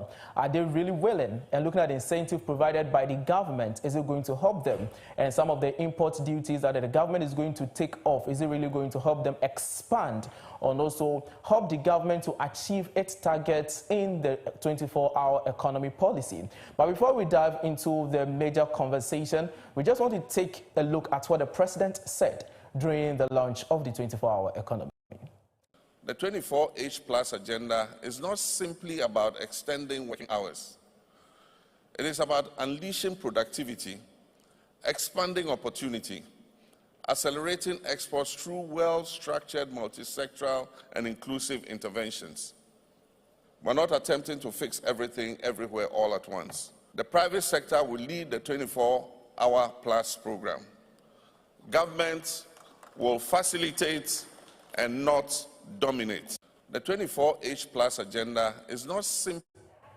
So if you hear the president talk, he said that the government is going to facilitate this very program, but not to dominate. So meaning that it's the private sector that are really going to dominate this very initiative. But quickly, let's remind ourselves about some of the key things that has actually been looked at in the document of 24-hour economy policy. So let's get it started with the key things that this document is all about. We did it last week, but quickly, let's just refresh our memory. So I think the producer will get it on the screen for us so that we run viewers through that very thing that we have. Yeah, so as you know, these were the 5 top campaign message from the National Democratic Congress into 2024 election. That is the economy, the unemployment. These are the 2 main issues. And we know how the economy is performing currently, and also the unemployment, as we said last week, that they are saying that this is going to be the magic. Let's go to the next one. This, as at 7th July, the government was 180 days in governance, and people are already saying whether they've performed well or not. So we are moving. So these are the 8 sub-programs that this 24-hour economy is all about. As we talked about the last time: Grow 24, Make 24, Build 24, Show 24, Connect 24, Fund 24, Aspire 24, and Go 24. So these are the 8 programs that this policy is all about. And as we talked about, in terms of Grow 24, it's about agriculture.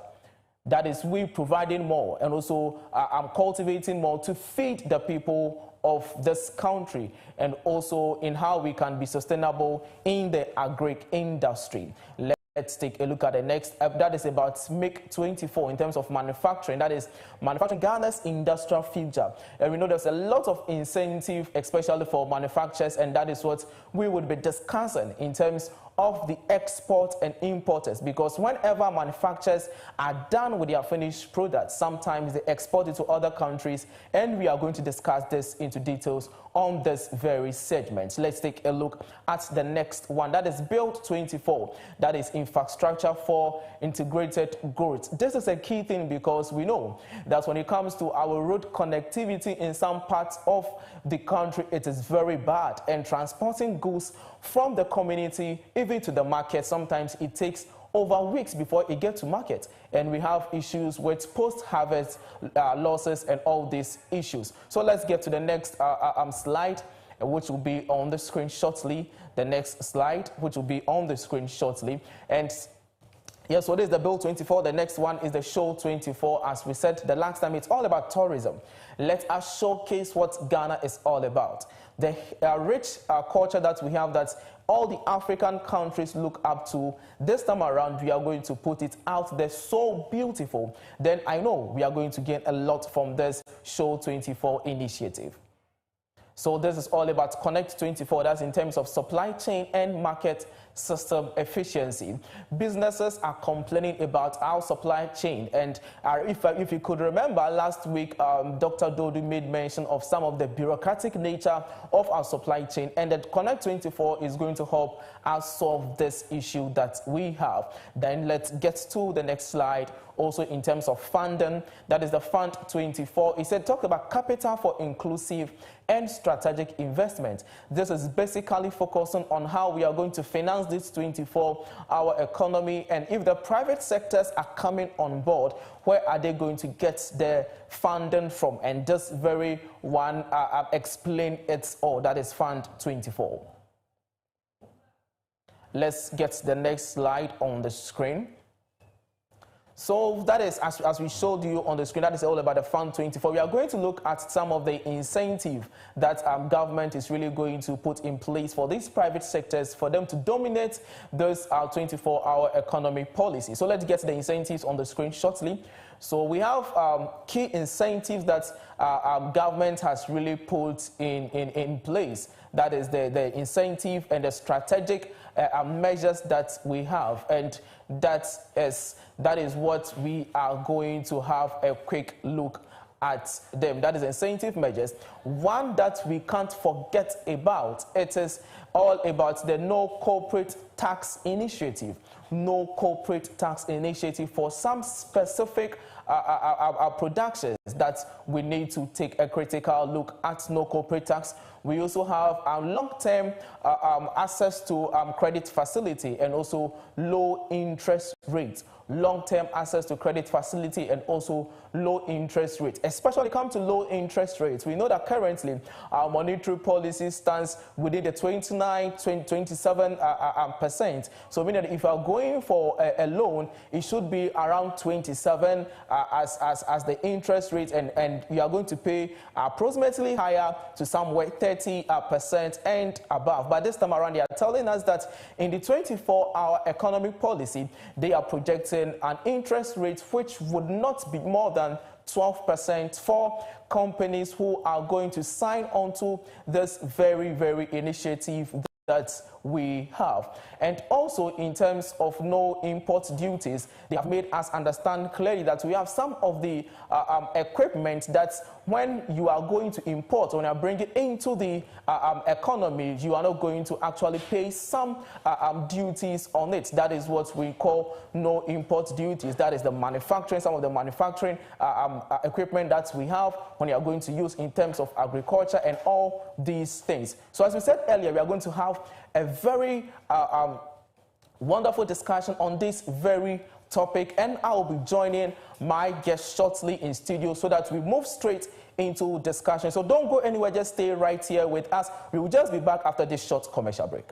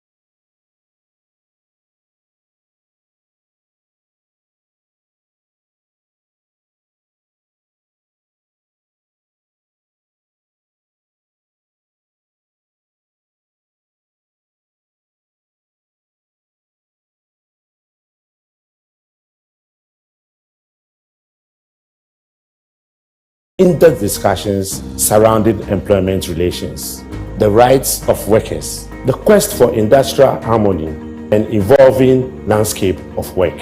Walatu Walasa 6.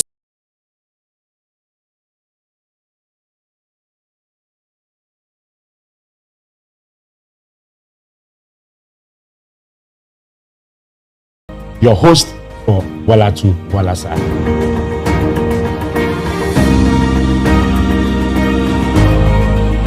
The Ghana Civil Service proudly presents its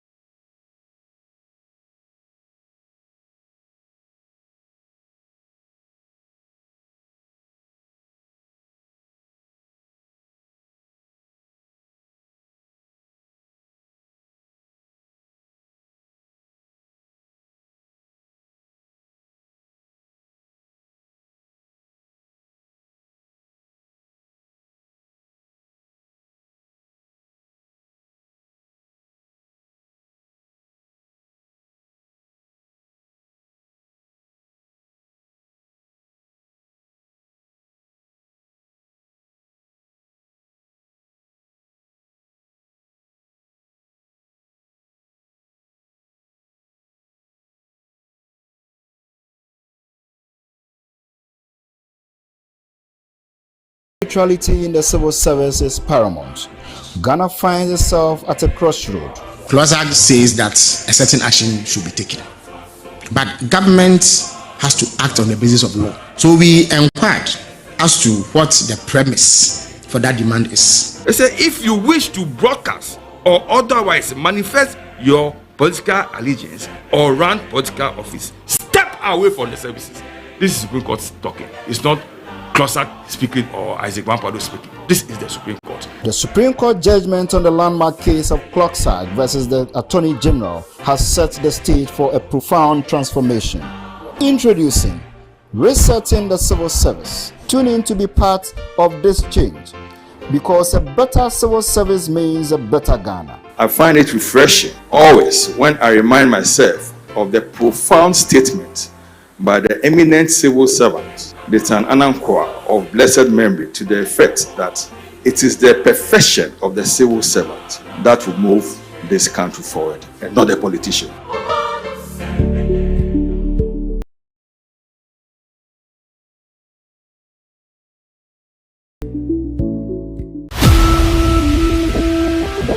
From the loudest roar of celebrations to the deafening silence of defeat, we live it here on Clock Sports.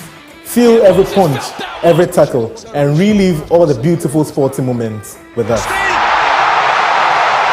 Mohamed Salisu pounces for Ghana. Join us on Mondays and Fridays 7 p.m. to 8 p.m. and our midweek special on Wednesdays 1 p.m. to 2:30 p.m.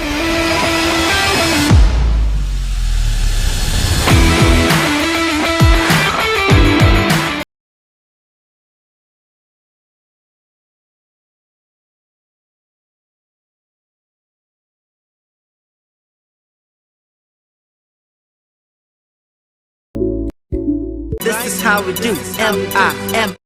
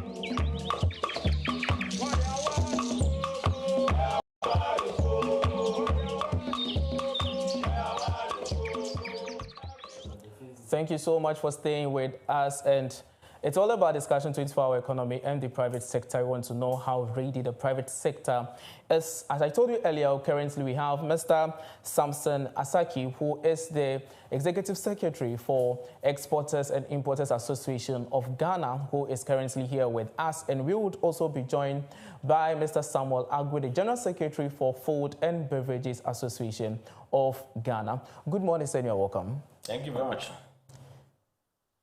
I think last 2 weeks, the president launched the 24-hour economy. And I think Ghana Export and Importers Association play a major role in this very policy coming to bear. Yes. I'd like to find out how did you feel when this was officially launched, and maybe taking a look at the documents. How was the response from Exporters and Importers Association? Thank you very much. Your name again? Please, I'm Clement. Clement, okay. Good morning, and good morning to your cherished viewers and listeners all worldwide, and then especially to the business community, which I represent as the Executive Secretary for Importers and Exporters Association of Ghana. I'm happy to be here. This is my first time of being here, even though I've been hearing of Closer TV, but this is my first time. I'm happy to be here. Thanks to your management and staff and your producers for identifying some of us. See, they want to bring us. We are grateful for the privilege given to us. You're welcome. Yes, you know, Importers and Exporters Association was established in the year 2014. Okay. One of the cardinal pillars that we've been fighting in this while is that we are doing a little export in terms of non-traditional commodity. Okay. So every year when you see the Ghana Statistical Service, when you see the Bank of Ghana trying to, or Ghana Export Promotion Authority trying to say, okay, we have exported $100 million, or we have brought this number of millions of dollars as a proceed of export. If you want to dissect, to segregate it, to know, okay, apart from gold that brought this quantum of money, apart from diamond and bauxite, apart from cocoa, when it comes to the agro-processors area, what has they brought? What's the quantum? We can't specifically give a very good, realistic number to convince Ghanaians that, yeah. But mind you, we do a lot of things here. We do pineapple. Pineapple is needed worldwide. We do mango, so we need to encourage more people to go into mango farming and processing as well. We do a lot of yam.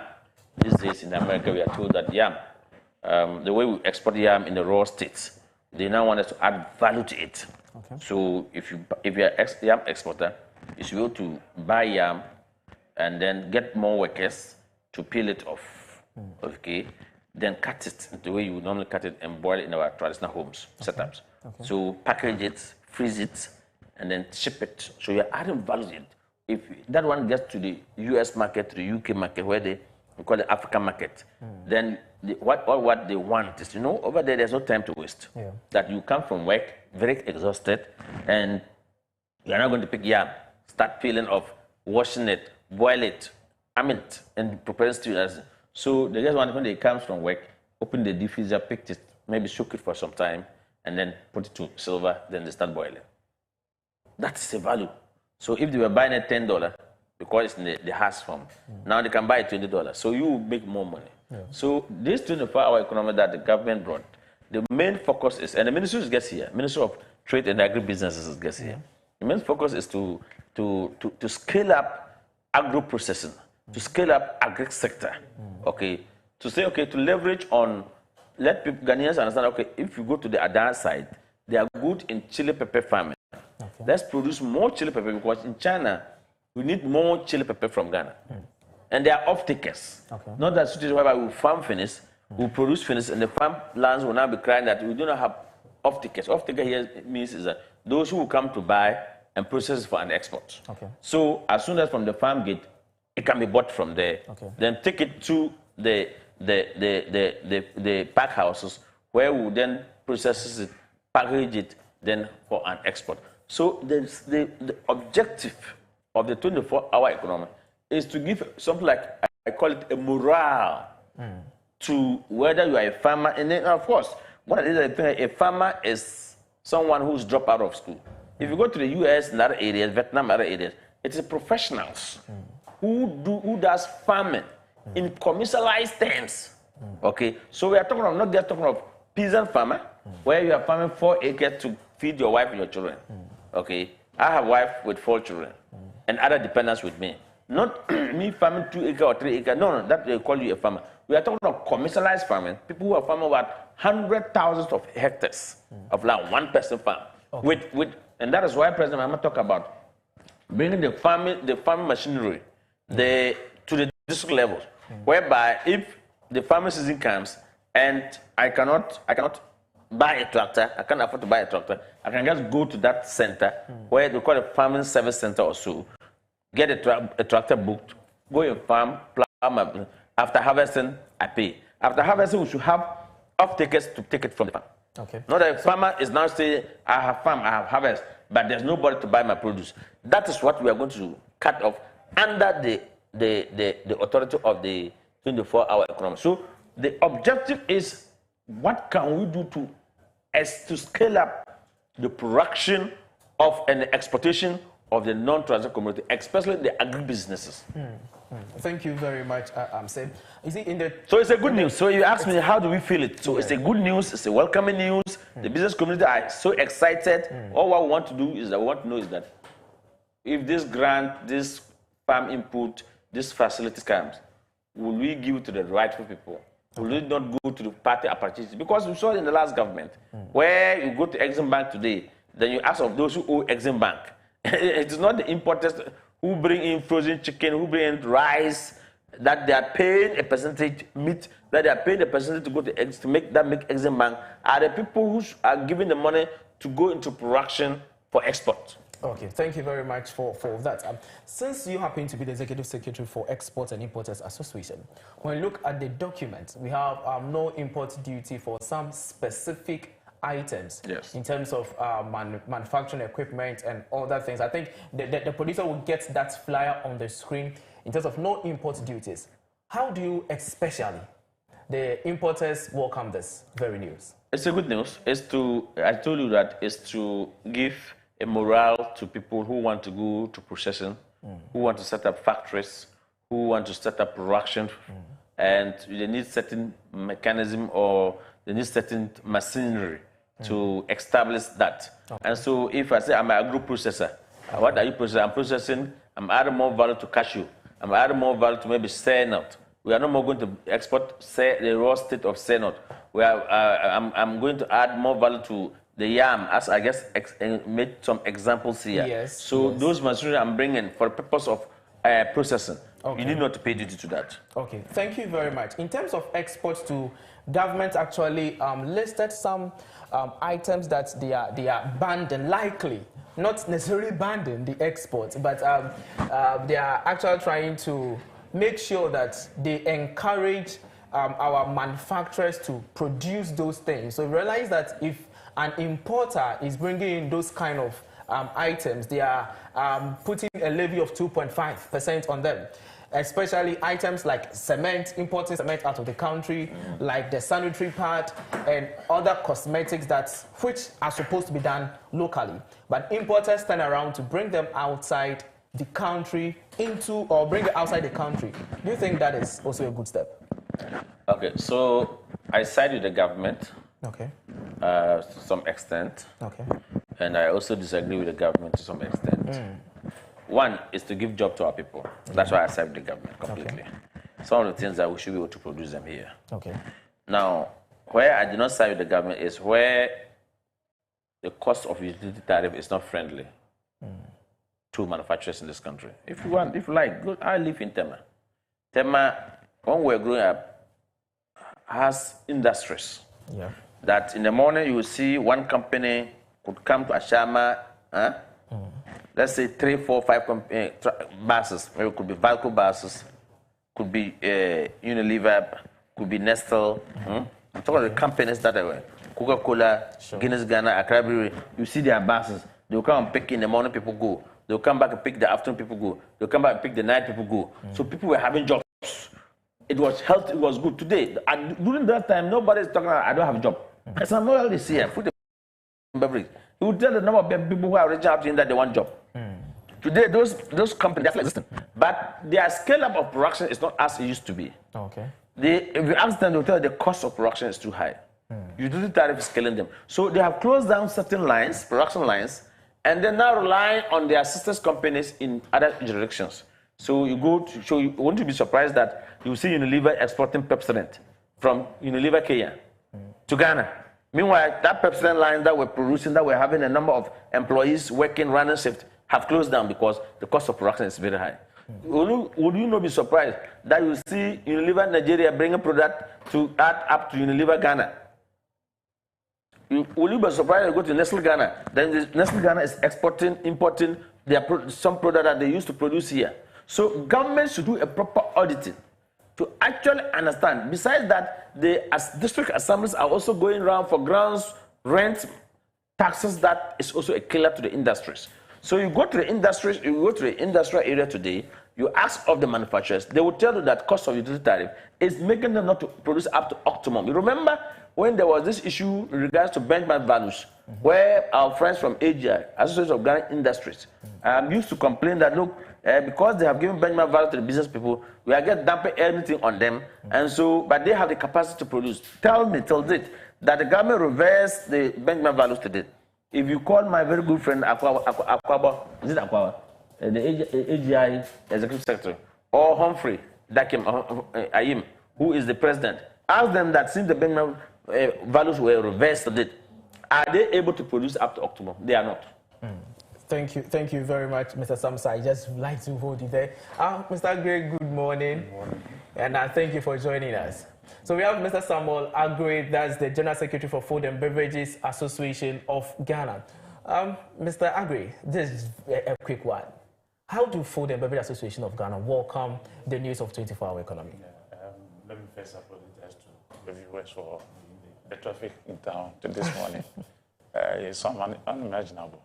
Now, with the Food and Beverage Association, our call, even before this 24-hour service came in, has been that we should let importers do production.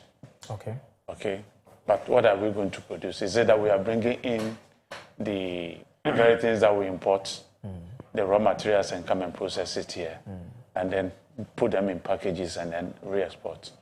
Or we have to grow our agricultural sector to entice the importers to scale down the import and then invest more in the processing. This has been our call. And therefore, when this 24-hour economy came, we welcome it as a good news. But the 24-hour economy shouldn't be looked at as just for production's sake, or we're going to have something like 1D, 1F, where it got to a point that it became political and things were not done properly. People were taking money to invest in that area, and that investment never happened. The agri sector never revamped. So at this point, what we are looking at is to ensure that we walk the talk, as the government itself has said. They are going to ensure that investors come in this area. And who are the investors? The Ghanaian who has the money, and those who have the knowledge and the capability of putting certain things into production for export, and also to service our local market. So whatever that we import into the country, we then have to look at the statistics of what is coming in to ensure that these things are scaled down. People are given the necessary benefits or the incentives that will entice them to put their investment in this area. So when we do that, the capital flight will stay in this country. It will not happen as it used to be. People will then have to put their money down here and invest. But what we also have to look at is, like Samson said, the cost of production, which has been the core of the Food and Beverage Association, that we need to ensure that the cost of production comes down. Now, if you look around the sub-region, and then also outside Africa, the things that comes in and the things that we produce here, most of them are imported into this country. Even what we are producing, similar or the same product are also being imported into the country. Okay. Therefore, making it very difficult for the local producers to reach their optimum of production. But what is the problem and what has contributed to this misfall? What is happening is that when you produce here in Ghana, let me take something like Coca-Cola, which will cost you maybe 4 cedis per can. Now, when you bring from outside, it costs you less than 4 cedis, which is around 2 cedis. Okay. You understand? So you see most people going across our borders, even across 2 countries, to Nigeria, to import into this country, the same things that we are producing.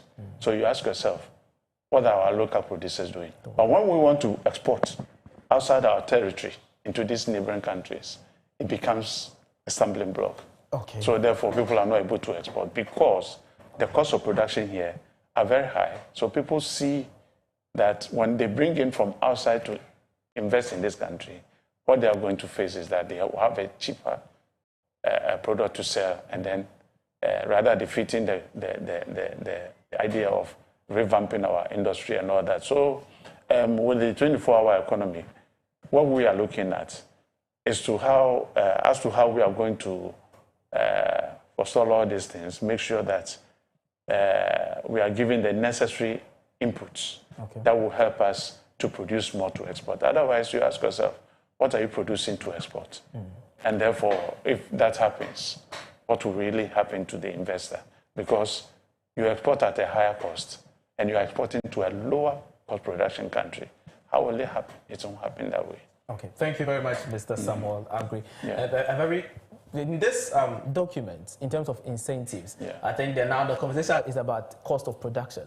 We know they've been able to elaborate some incentive that they are going to give on to people, whoever enroll on 24-hour economy. One is in terms of low interest rates for low interest rate credit facilities.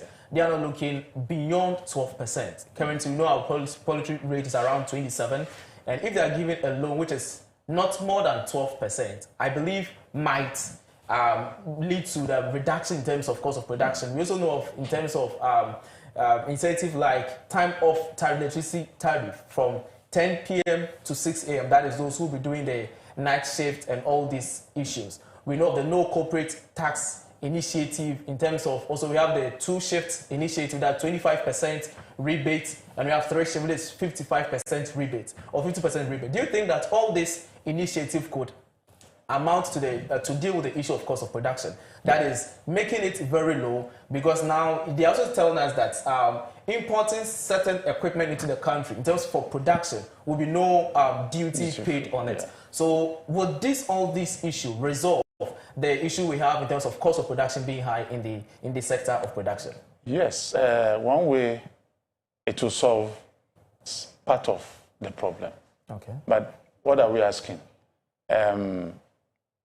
Every sector need to enroll onto the platform to ensure that the totality of industries in this country benefits. So therefore, if we are looking at certain hours of the night that we need to, because it's similar to traveling outside and then working at odd hours. And therefore, you can take so many jobs, maybe 2 or 3 jobs that you can work on. You work close from here, you rest for an hour, you move on to the next job, just to make sure that you get the necessary money that you want. That is where people are able to remit to their families in this area, because of the kind of things that they do over there. Now, we want to replicate the same thing in this country. But that's why I said we must look at the totality of the industry coming in. Now, if we shift certain aspects of production into certain hours, then we need to look at the security, the transport, the kind of salary or wage that will go into it, and therefore the stability of energy that they will use in production. So we must also consider how during the day people will then have to shut down, because they are looking at the hours that gives that incentive. But this shouldn't happen. We should be running our system all throughout the day, so that people can work in the day, close certain hours, go home, another batch comes in. Maybe if you go to maybe from morning 6 or 7 to maybe 12, you close. Another batch comes in at 12, at 1, they close at 5. Another batch comes in at 6, they close at 10. Another batch comes in at 12, they close at 4 or 5. Then the cycle continues, you see.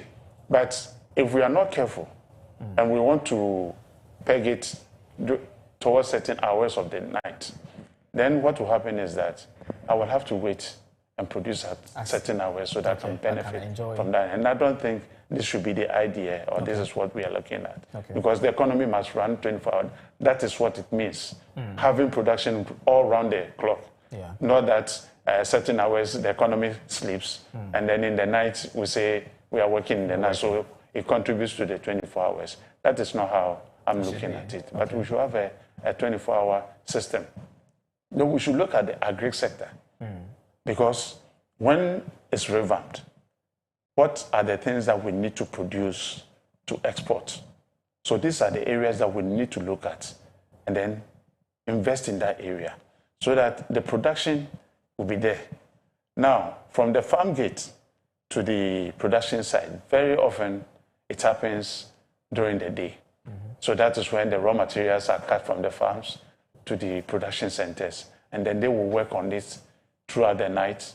And then, if you are lucky, during the day by 12, production is ready for export. Then the next cycle also begins. So the farmers also, because they cannot work 24 hours, they will work at certain times. But then the transportation to these areas and then bringing the production sector closer to the farm gate, so that certain areas that we demarcate as agricultural zone for particular production, we can bring our production sites closer to these facilities. Electricity must be there, water must be there, the road must be good enough for people to be there. So that if you don't have a facility to stay, or for your workers to stay on the farm or the production site, transportation will be easier for them to move from one destination to the other. You see, so it involves so many things, and I'm sure the planners and the thinkers, as they've done, and then the contributions that have gone into it, have considered so many things, because these are challenges that we need to look at. You see, so as it goes on or it starts, we know we are going to have certain challenges. But the ultimate aim is to make the country run 24 hours, not at the end of the term of this government, but something that will become a legacy for this country, for us to run on in totality of 24 hours. So people can also come into this country and then work. So if you are bringing your car manufacturing sector production into this country, we have the places for you.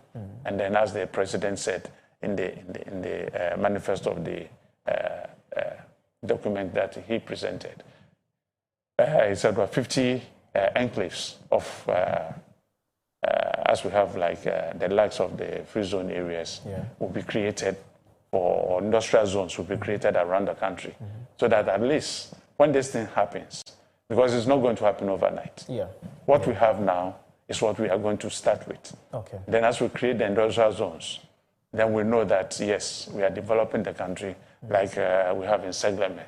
If this facility has taken off properly and it has not been a political game, then you can see that certain industries will move their facilities closer to these areas, at least move them from the areas that are congested, and then we create another area for the people to go there.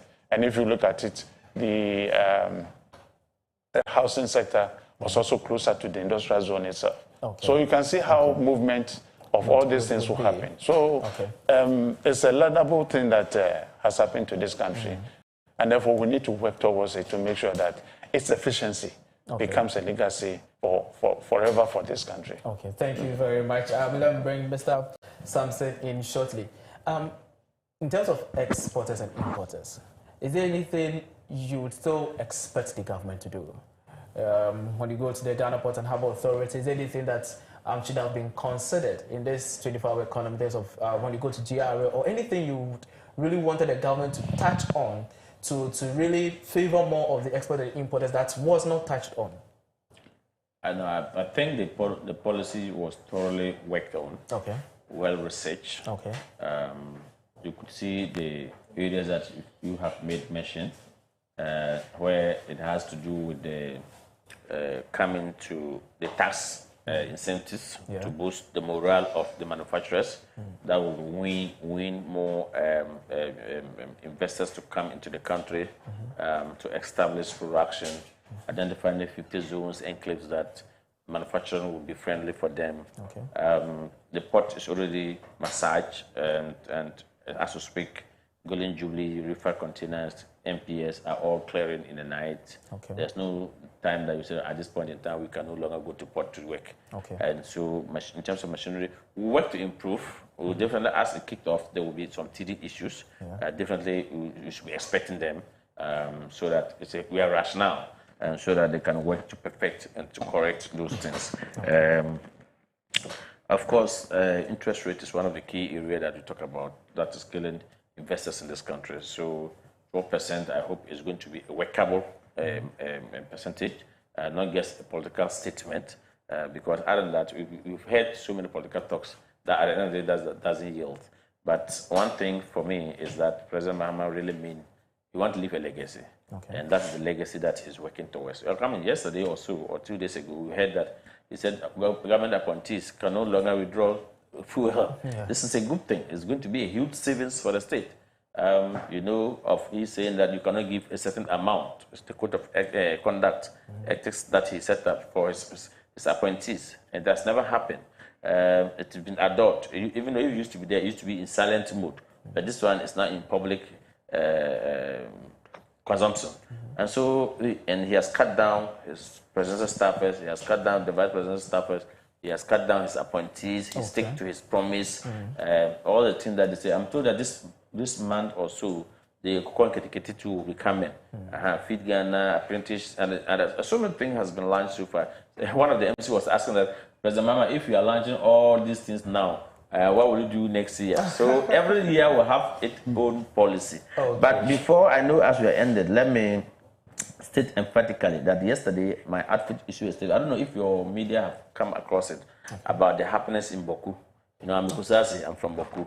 And I think that the attack that was meant to the good people of Boku, whether you are Mampusi, you are Kusasi, you are Busanga, you are Musi, what the soldiers did was very wrong, even though if our guys had provoked them by shooting into their track.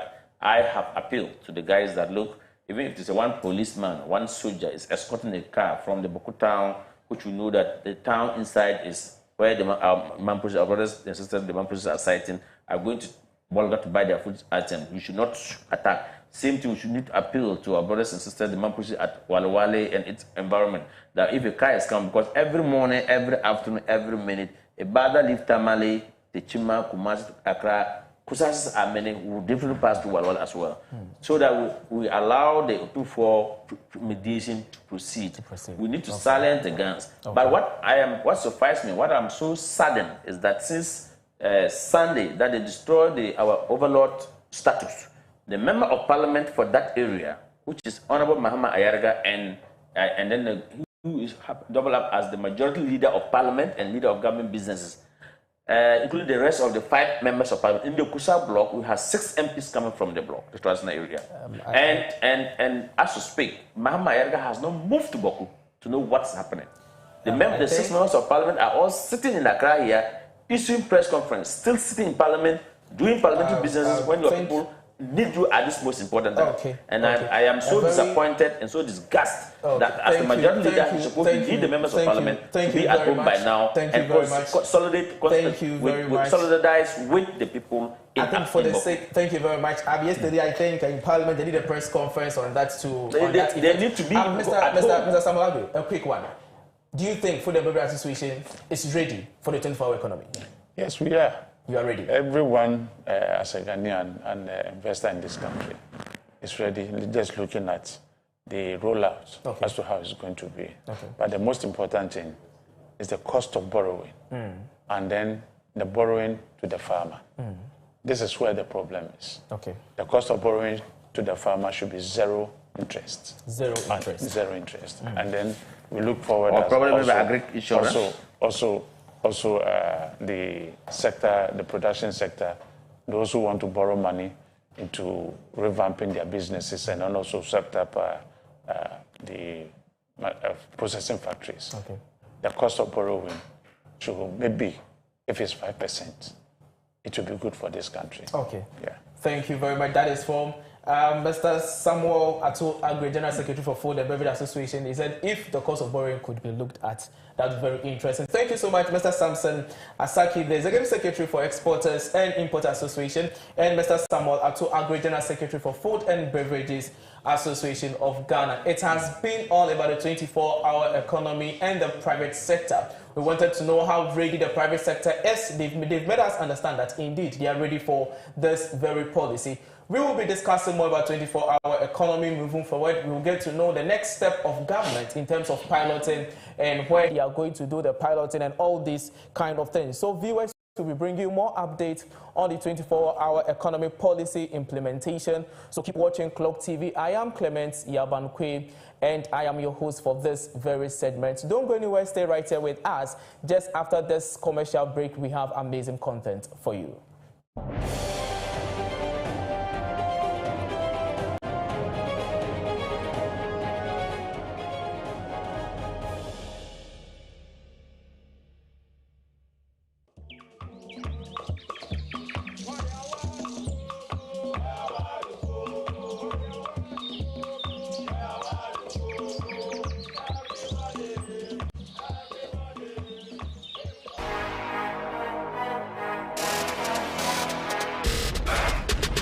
To add all those test bots, like application to something like this.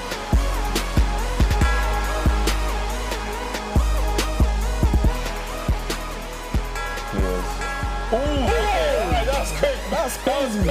That's quick. He's going to be able to draw a level. Yeah. Wow. Wow.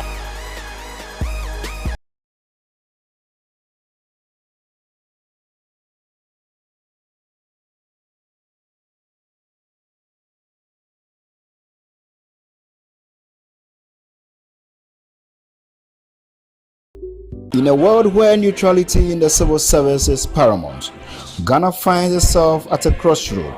CLOSAG says that a certain action should be taken, but government has to act on the basis of law. So we inquired as to what the premise for that demand is. They say if you wish to broadcast or otherwise manifest your political allegiance or run political office, step away from the services. This is Supreme Court talking. It's not CLOSAG speaking or Isaac Wampado speaking. This is the Supreme Court. The Supreme Court judgment on the landmark case of CLOSAG versus the Attorney General has set the stage for a profound transformation. Introducing Resetting the Civil Service. Tune in to be part of this change, because a better civil service means a better Ghana. I find it refreshing always when I remind myself of the profound statement by the eminent civil servant, the Tan Anankwa of blessed memory, to the effect that it is the perfection of the civil servant that will move this country forward, and not the politician.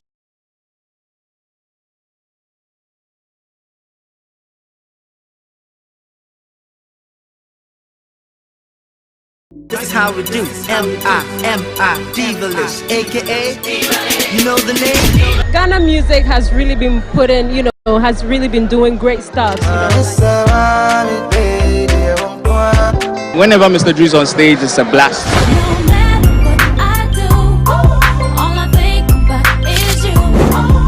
Are you ready to dive into the heart of entertainment?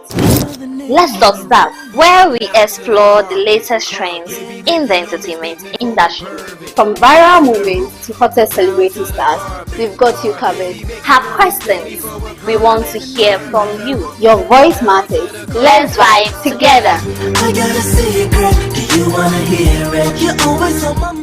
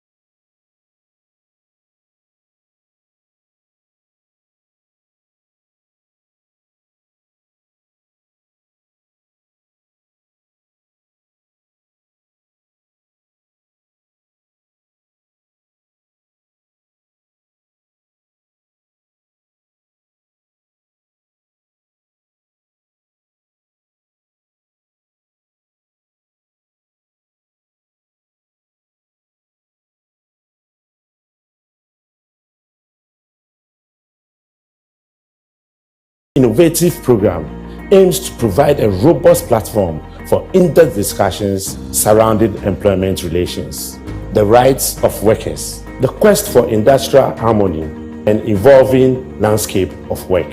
Walatu Walasa seeks to bring to bear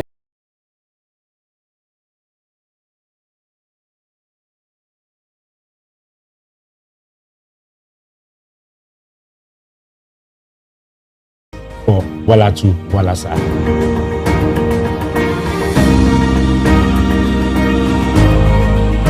The Ghana Civil Service proudly presents its annual Civil Service Week celebration and awards ceremony from 16th to the 25th of July 2025 under the theme Adapting to Automation, Artificial Intelligence and E-Governance, the Civil Service in Contemporary Ghana. Main venue is the Accra Sports Stadium and grand finale and awards ceremony on the 25th of July at Alisa Hotel.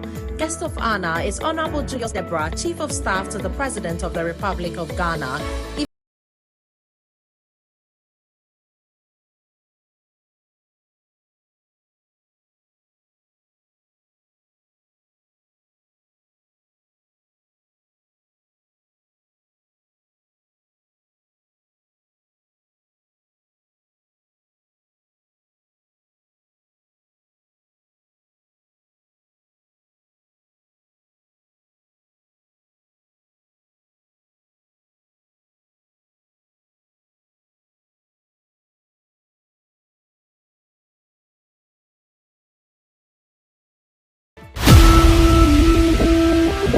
From the loudest roar of celebrations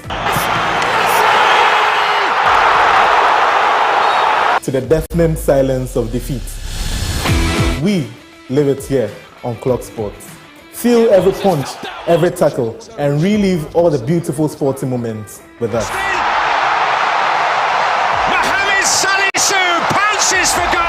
Join us on Mondays and Fridays 7 p.m. to 8 p.m. and our midweek special on Wednesdays 1 p.m. to 2:30 p.m.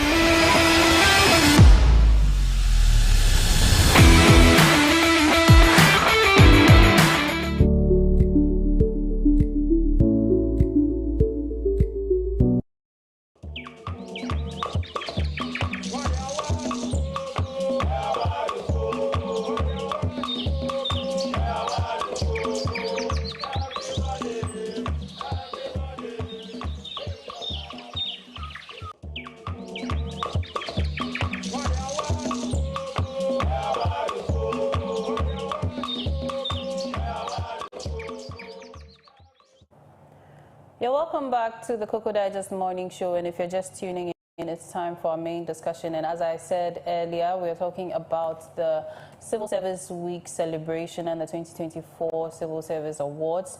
And yes, this is for this year's celebration. And today we have our guest also coming from the Office of the Head of Civil Service in the persons of Mr. Benedict Boedi, the Director, Reform Coordinating Unit at the Office of the Head of Civil Service.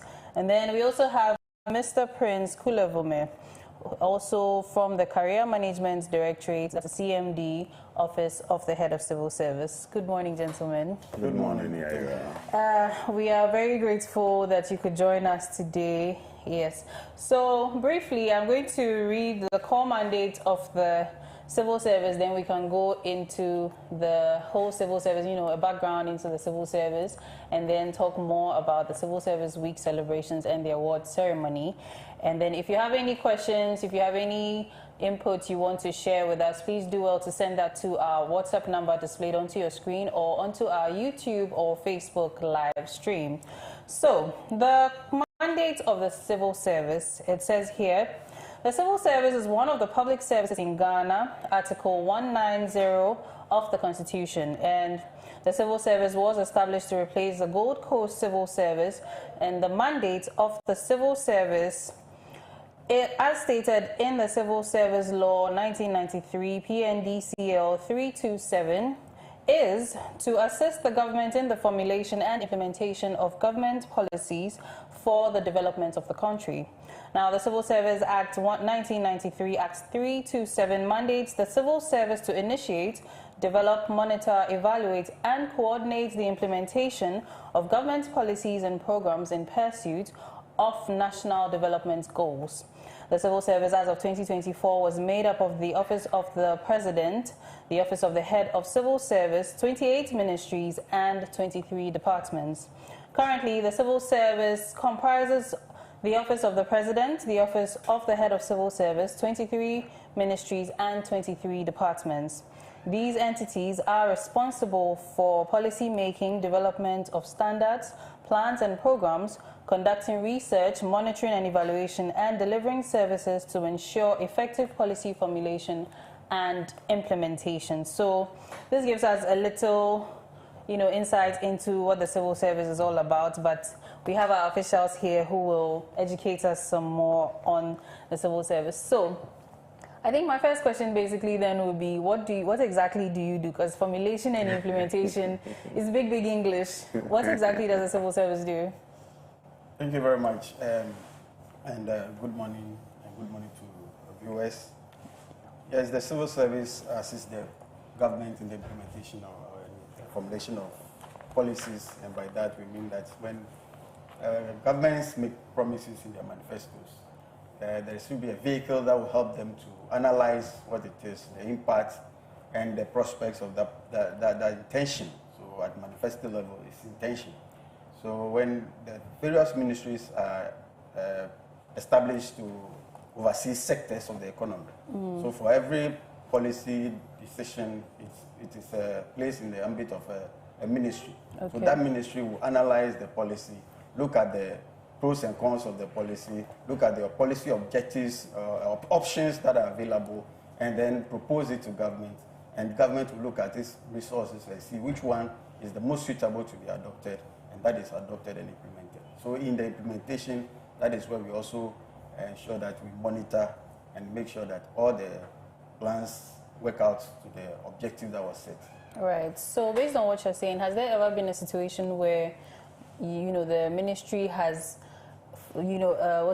analyzed a government policy and realized, no, this is not sustainable, this is not feasible, and communicated that to the government? Yes, that happens in the options. We don't present just one option. Okay. When it is analyzed, we need to provide not less than 3 options. Okay. So the first option may indicate what the government intends to do, then the pros and cons, okay, and then what it will require to do it, or the sacrifices that must be done. Every policy has two areas. It will either meet the needs of people or make some people worse. Okay. For example, if you are constructing a road, some people must leave, and you have to pay compensation. Yeah. So it's in both ends. So looking at the most feasible, the other option may indicate that, okay, then it should be narrow road. The other option may be take it out of town. So depending, and all have costs. Yeah. So depending on which is feasible at the time, based on the resources available, then the government will pick it. So if it has to be phased, government may intend that in 2 years, I have to do this. But from the analysis, it may take you 3 or 4 years. Government may have to decide, either I will fund it for 4 years, or I'll still fund it for 2 years. But then sacrifice must be done elsewhere to get the resources to top up. Right. So it depends on what the mix is, and then government is able to take it. So, Ghanaians, when we hear of the civil service, Abaye Juma. But I would like you to maybe give us a little more insight into what exactly goes on, so that people know that it's not just going to sit behind a computer and typing away till 5 p.m. What else goes on in the civil service? Okay. All right, so thank you very much, Yaira, and good morning once again. I agree with you about people having this conception, Abaye Juma. And I want to place this squarely in the introduction that you read. Article 190 of the Constitution spells out the various services under the public service of Ghana. And the civil service is one of the services under the public service of Ghana. Before the Constitution, a lot of these services were parts of the civil service, and that is where the concept Abaye Juma. So currently, for instance, Ghana Water, if somebody's water is not flowing, civil service free. This civil service people, they are causing us so and so. But technically, though Ghana Water is maybe an agency under the Ministry of Works, Housing and Water Resources, they are not directly civil service staff. Okay. Yes. So the civil service comprises the ministries and then the departments currently. Okay. And just as you indicated and Director Prince mentioned, we are responsible for the formulation and implementation of government policies. So rightly so, we initiate, we advise, we conduct research, we implement those policies, we review those policies and monitor and also provide advice again to government as to the impact of policy A and policy B and what the next action should be. You know, it's interesting the kind of talk that people have about the civil service, but you need to come in doing analytical work. It's very tedious. Yeah. Producing a paper, a policy paper, it's not an easy thing. You need to undertake a lot of research, do comparative study, look at best options before you can come up with a kind of recommendation. Even with that, you have to come up with options and provide the pros and cons of each. You have to conduct pilot exercises to know what is feasible and what is not feasible, so that you'll be in a better position to advise government properly to make the very best decisions. So, and all the number of policies that you are going, government is going to do 24-hour economy. That is the plan of government. We are going to be the vehicle to drive this 24-hour economy, because without this intention broken down into actionable steps, it cannot be implemented. So that is the core mandate of the civil service. And once it is done, we have to review, monitor, and provide feedback to government in order to improve on its policies. Right. So, you know, sometimes our leaders have their vision in mind, but sometimes, you know, like the civil service is the one that puts it on people, like you said, actionable, you know, moves to make. And has there ever been a situation where maybe the leader is adamant, I want to do it, regardless of the fact that maybe there has been an analysis and it's been brought to bear that, no, this may not work the way you want it? How does the civil service, or how do you try to massage the issue? Okay, so I would answer maybe after the Prince will come in. Two things. We are to support governments, advise governments. That is the first thing. The second thing is that we are technical people, we are bureaucrats, we are professionals. We would want to give government the very best advice, the very best option. That's notwithstanding, the government or our political leaders have intentions, they have people to satisfy, the nation to satisfy. We need to come together to agree, because both the government and the civil service, what we want to achieve is to bring development to our people. So it's very rare to come to situations where we'll be at parallel or different ends. But that being said, we provide the very best advice based on our technical knowledge, based on experience. You know, the civil service staff transcends various governments. We have been there. We have seen what has happened in previous years. So very often we're in better position to provide background information to governments. So we give governments the advice, we give governments the various options, and as much as possible, whatever choice or whatever option that we provide, we give the pros and cons, present it to government, and also sometimes we tell government this is the best choice to go. That's notwithstanding, whatever choice that the government will take, we would have to support. But at the end of the day, we'll try as much as possible to make it beneficial to our state. Right. Okay, so just to add to that, we are technocrats, yes, professionals, and therefore the policy making process is very tedious. So the politician owns the policy.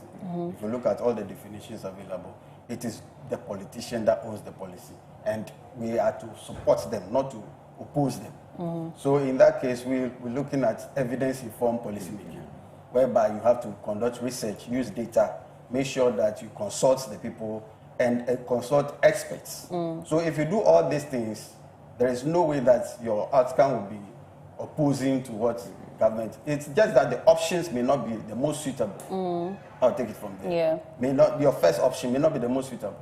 But then who goes to give accounts to the public for another election? So in order to ensure that they succeed, you give the best option. And once they will go and account for it, they look at it and see what is best in the circumstance. And all the options address the issue. Right. So it doesn't matter which one you take. It will address the issue, maybe in the short term or long term. Right. So it's not opposing. Okay. So I think somewhere last year or so we were told we shouldn't say civil servants anymore. We should say civil service staff. So who is the civil service staff? The civil service staff by the PNDC law 327 1993 indicates that it's a person that is appointed or who is serving a civil capacity in a post designated as a civil service post. So once the institution is created and it is, as you read, it is either by parliament and then it is designated as this a civil service post or civil service institution. Anybody employed into that capacity is a civil service staff. Right. Okay, so how does one become a civil service staff? Because, like I said, there are certain notions about this, the whole Aban Ejuma things. People think, oh, just anybody, once you have finished school, you can go. But you've mentioned that you are technocrats, bureaucrats, and all of that. So are there specifics to the kind of people you employ into the civil service? Oh. All right, so thank you very much. Like every professional organization, every corporate organization, we have our mandates to achieve. Yeah. Once we define our mandates, we define our core functions, and we disaggregate them into various functional areas. Once the functional areas, we look at the kind of specifications that would help us achieve those functional areas. When I talk about specifications, I'm talking about the skills and competency sets that are required to achieve the task, that are required to undertake the task that will yield to the achievement of the objective of that functional area. So based on the competencies required, we go out there to look for the kind of competencies that would help fit into those functional areas. So for instance, we have basically 4 line directorates. Right. We have the policy planning, monitoring, budgeting, monitoring, evaluation. We have research, statistics, and information management. We have human resource. We have administration, and we have other technical directorates. Yeah. So at any point in time, before we start our recruitment process, we do analysis. We look at the gaps that are available and the competencies required to fill in those gaps. Then we go out there, begin our recruitment process. We have the general form of recruitment, where that we conduct periodically, not every year, but periodically, where we request for new entrants. That being said, we also look out for individuals within other organizations where we can post around to also fill in various critical positions based on the competency requirements. So we don't just go out there, or we don't just bring in anybody to come and occupy a post. We bring in people who are fit for the job, so that we don't put square pegs in round holes. Okay. Yeah. So maybe there are people watching who want to work for Ghana, work for the civil service. How do they get to be employed by the civil service?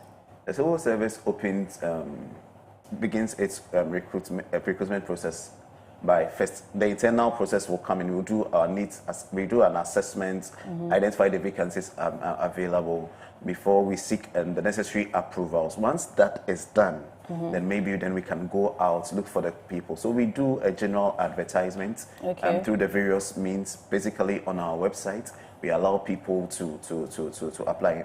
Now, previously we were buying forms. Now PSC we don't buy forms for recruitment into the civil service. You apply online, and that fits into our digitization agenda. Yeah. So once you apply, there are various assessment processes. We have the that assesses various competency areas. Depending on the number, depending on the need, that would inform the assessment process. At the end, the final one is the interview process that is used to select the best fit for the various positions that are available. So if you want to join into the civil service, you are mostly welcome. just keep your ears on the ground, just read as much as you can, prepare yourself, and then go through the various assessment process once recruitment options are opened. And I am sure that if you are successful and you show yourself worthy, you can get the opportunity to join us. Right. So you heard from our guests here. Once you do your needed research and get very abreast with everything you need to know, when you enter into the processes and you're successful, you get to work for the government and, of course, contribute to development. Yes, this is a reminder for you to send in your questions, your comments and suggestions and contributions. Please be mindful of whatever you send to us. Please be tactful and decorous and respectful of yourself and of us as well as you send your comments. You can send them to our WhatsApp number that is displayed on your screen, or to our YouTube or Facebook live stream as well. So before we come into the Civil Service Week celebrations, as a civil service, have there been any innovations that you have undertaken, and how successful have they been? Okay, I'll start and then. Okay. Yes, we have done there has been a number of innovations, reforms. We have, we look at productivity, performance, and so we have introduced the electronic performance appraisal system. We used to have it hard copy, manual, you move to your supervisor, but now it's electronic, where we have 3 phases: the planning phase, the review phase in the mid-year, and then the end of year assessment phase at the end of the year. Okay. So in the planning phase, what happens is that you sit with your supervisor and agree on targets that you need to meet by the end of the year or by mid-year. And the resources available is indicated because budget is ready in November. Right. So you would have known, the institution you have known. And all is to meet the organizational target. So by that, we have ensured that there is an increased monitoring of performance. There is improved productivity, and there is increased compliance. Since the introduction of the ISPA, we have had almost 92% compliance. Previously, you decide that you fill the appraisal form or you go for appraisal when you are due for promotion, which is maybe 3-4 years. But now, every year you need to do it. And that also helps us to determine the competency gaps. Okay. What training is needed for you to improve? What interventions are needed for you to improve your performance? And at the end, that also culminates into who gets the award. Okay. So later on, when we talk about the service awards, you see that is one criteria. You need to be a high-performing officer to get there. Right. We've also had the virtual promotions. We don't ask officers to come all the way from the various departments to be accommodated in one area or one place, location, barring all the risk life to transport and everything. It's online. So when we process you are due for this year, indication is given to you that log on at this time. You log on, it's virtual. We have the interview as if it's one-on-one. The interview is done. All you get to do is that you get your response at the end of the period. And that has been an improvement. And we also have the e-recruitment that my brother talked about. It's no more hard copy or paper. You get on the portal and you apply. Okay. And the Ministry of Trade also has a portal where to facilitate policy engagement. Okay. You can log on, and then whatever policy is being formulated is there. You give your comments, and it's supposed to ensure that there is that participation and easy access to information, and then improve service delivery. Right. So yes, productivity has improved in that area, in those reform areas.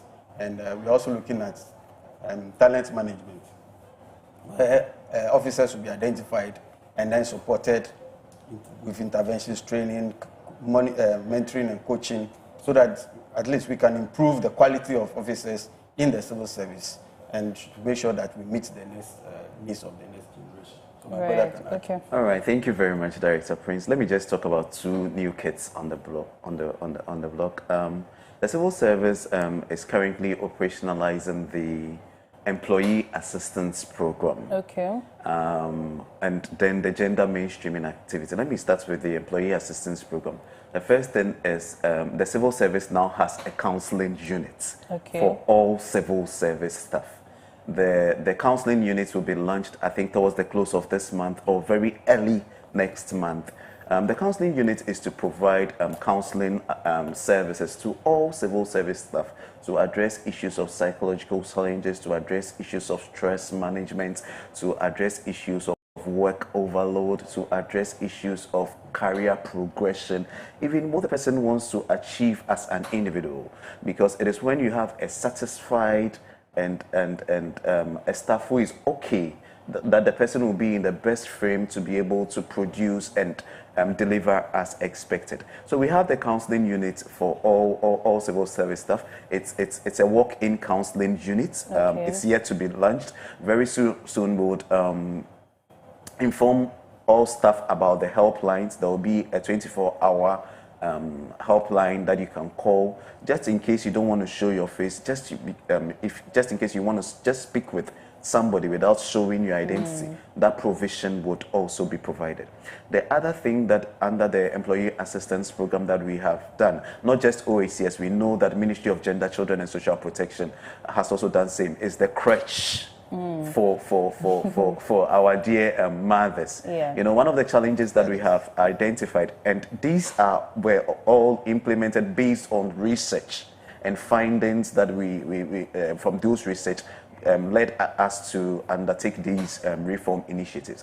We noticed that nursing mothers, when they deliver, after the 3 months period, they have to come back to work. So we noticed that when the time is due, it becomes challenging for some of our colleagues who are mothers, where to take their children to, who is going to keep their children, and more importantly, for them to be able to nurse their children, for their children also to be healthy. We don't want a situation where our colleagues will be at work and they'll be having a divided attention. So we have created this very interesting facility at our office, the Office of the Head of Civil Service, Ministry of Gender, and other institutions also have same, where mothers can bring their children, they can bring their assistants, so that within time intervals, the mothers can attend to their children. All these help in the productivity and helps improve performance. Finally, let me talk about the gender mainstreaming.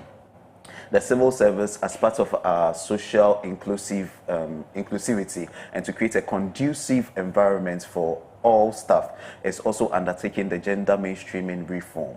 By this, the civil service is very, very intentional, with the support of the Ministry of Gender, Children and Social Protection, as well as the emerging public leaders. We have begun with the activities. We have identified gender desk officers in all ministries and all civil service departments. We have trained them, built their capacity, and now to make it, to ensure compliance, we have added it to the performance agreement of chief directors, heads of departments, and then the appraisals of the gender desk officers, and they would be assessed at the end of the appraisal period.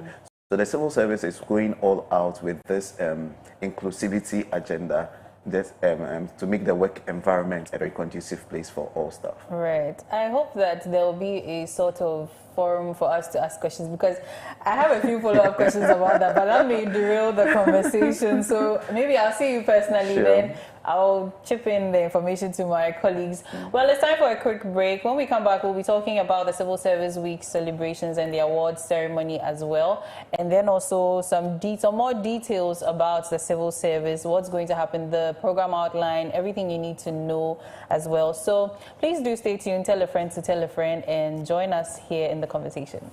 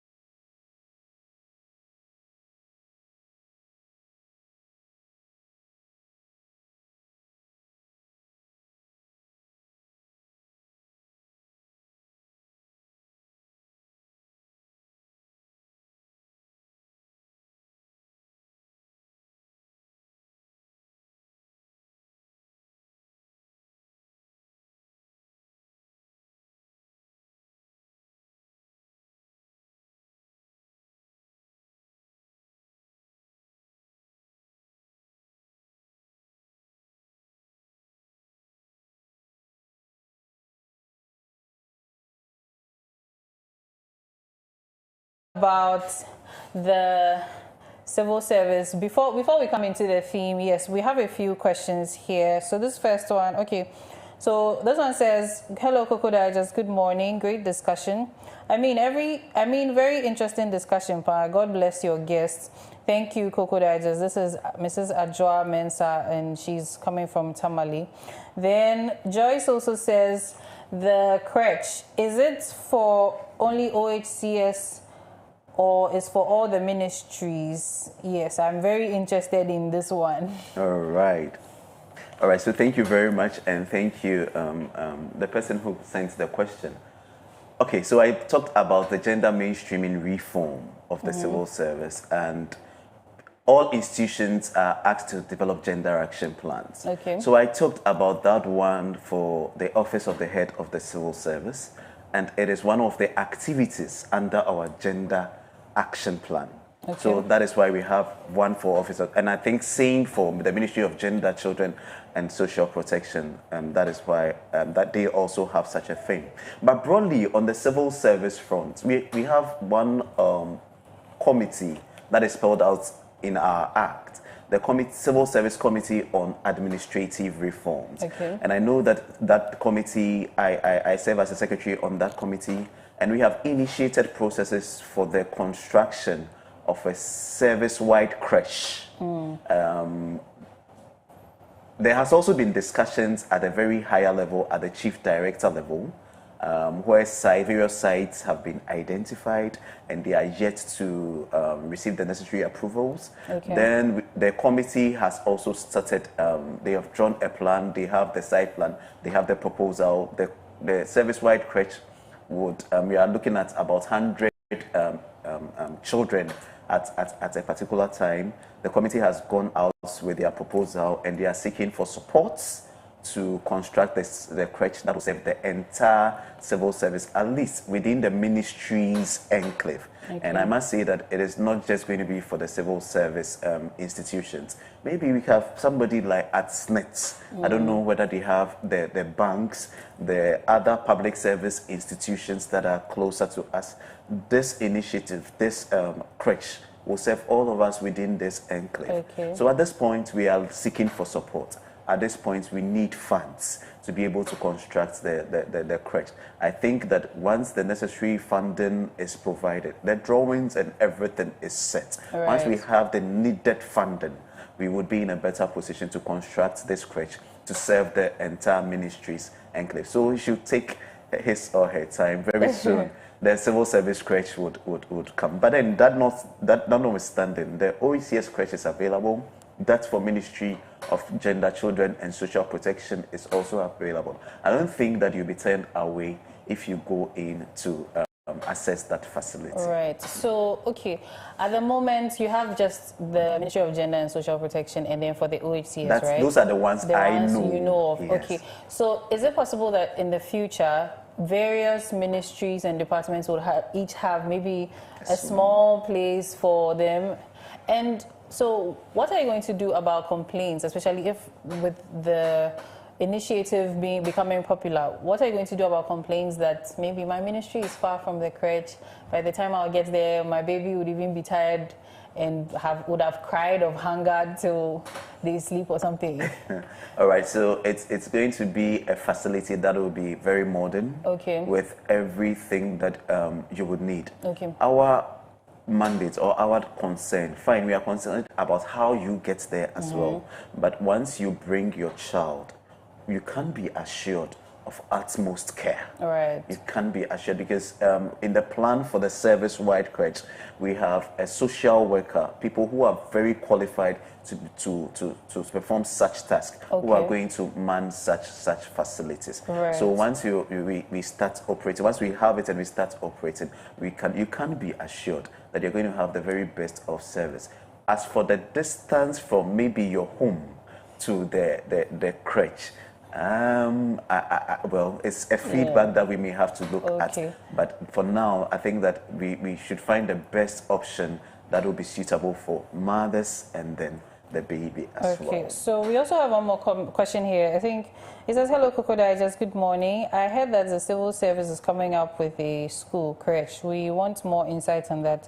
That's Isaac Opoku from Adan. Yes, we just got the insights on that. And lastly, before we come into the Civil Service Week celebrations, so you said along the line we're going to be having them in the various ministries, but what is the plan for maybe spacing issues? Let's say these ministries are filled up, maybe they don't have any extra space for something like that, or that is a little too advanced? Oh, well, I think that if it's a priority, you make plans and you implement them. Right. And based on the research we conducted, this is a priority. Okay. And you want to make the work environment very conducive for everybody. Right. So if this is a priority, you need this facility to enable your staff perform better. Why don't you just go ahead and provide for them? And we are, as I mentioned, we are implementing the gender mainstreaming reform. Right. So once the institution puts it in their action plan, then I'm sure that they have thought through it very well. They have done their assessments, they've done their feasibility,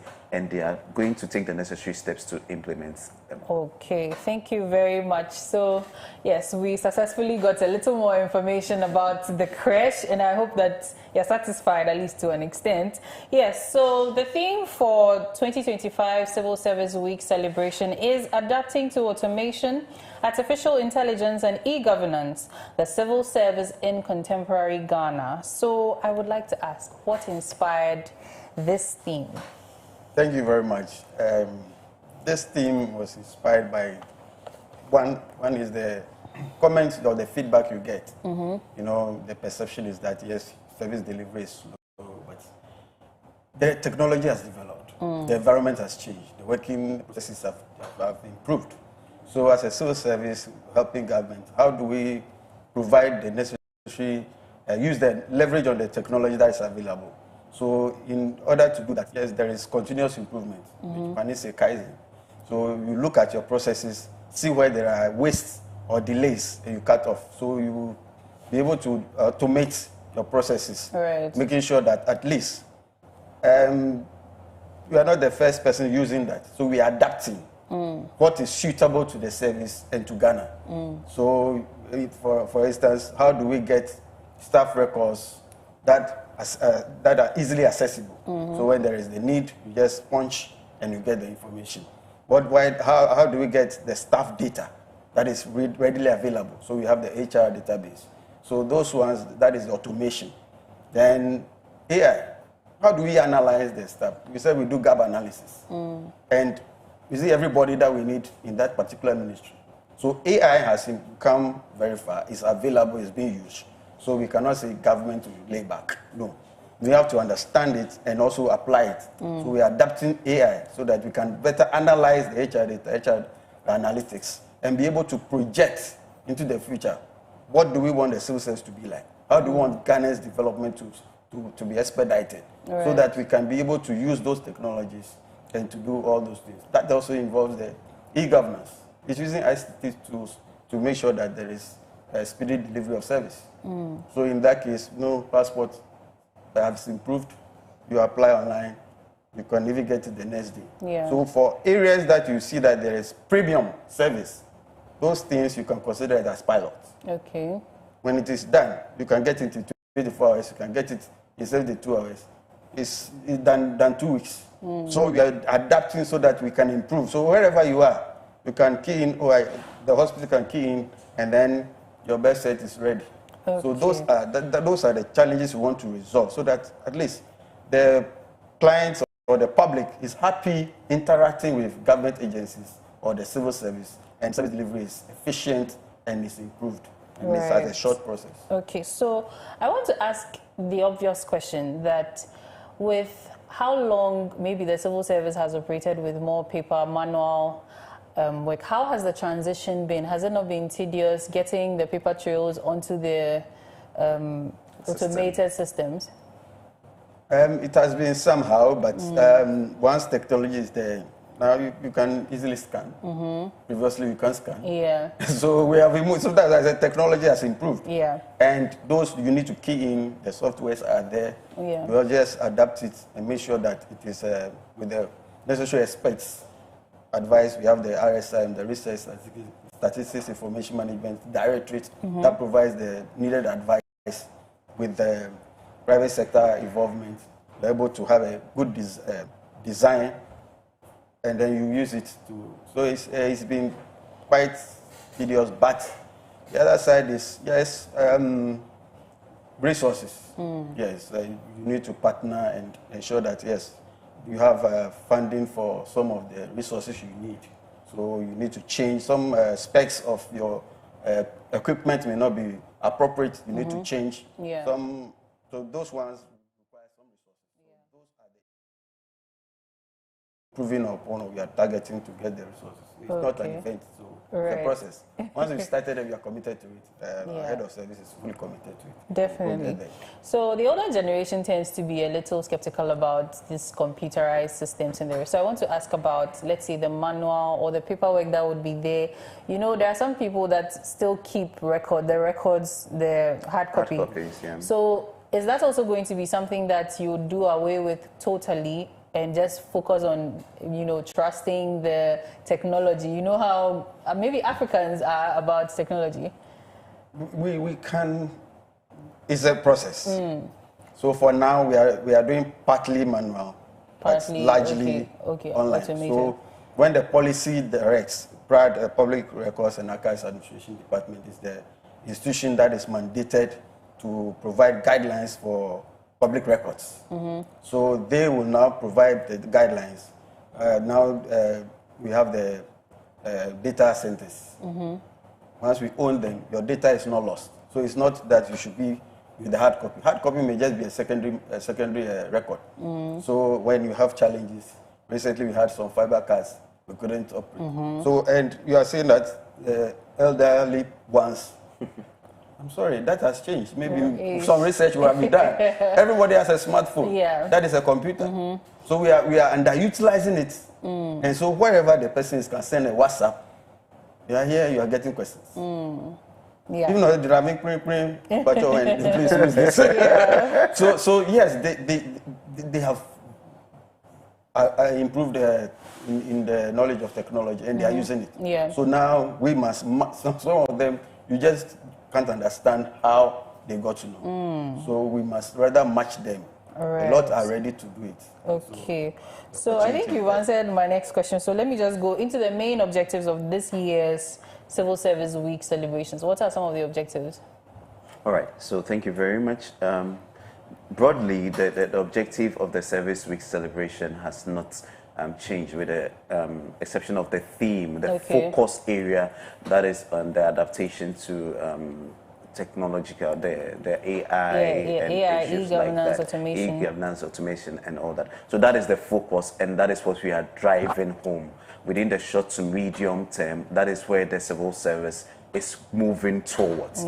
So that being said, and that rightly explained by Director Prince, I would want to talk about the other things. We want to project the civil service and then indicate how relevant it is to national development. So we have activities such as the policy fair, we have the public lecture, we have the policy dialogue that are going to have discussions. The policy fairs, we are going to showcase the policies, the programs, and the services that the various ministries, departments, and this time around, let me indicate that the sector is coming. So the ministry and the departments, most of them are bringing their agencies to come and showcase what they have been doing over the period. The civil service has been very quiet for some time, and so we need to come out and let people see and understand what we do. Another objective is for us to build, foster relationship with other public and private sector institutions.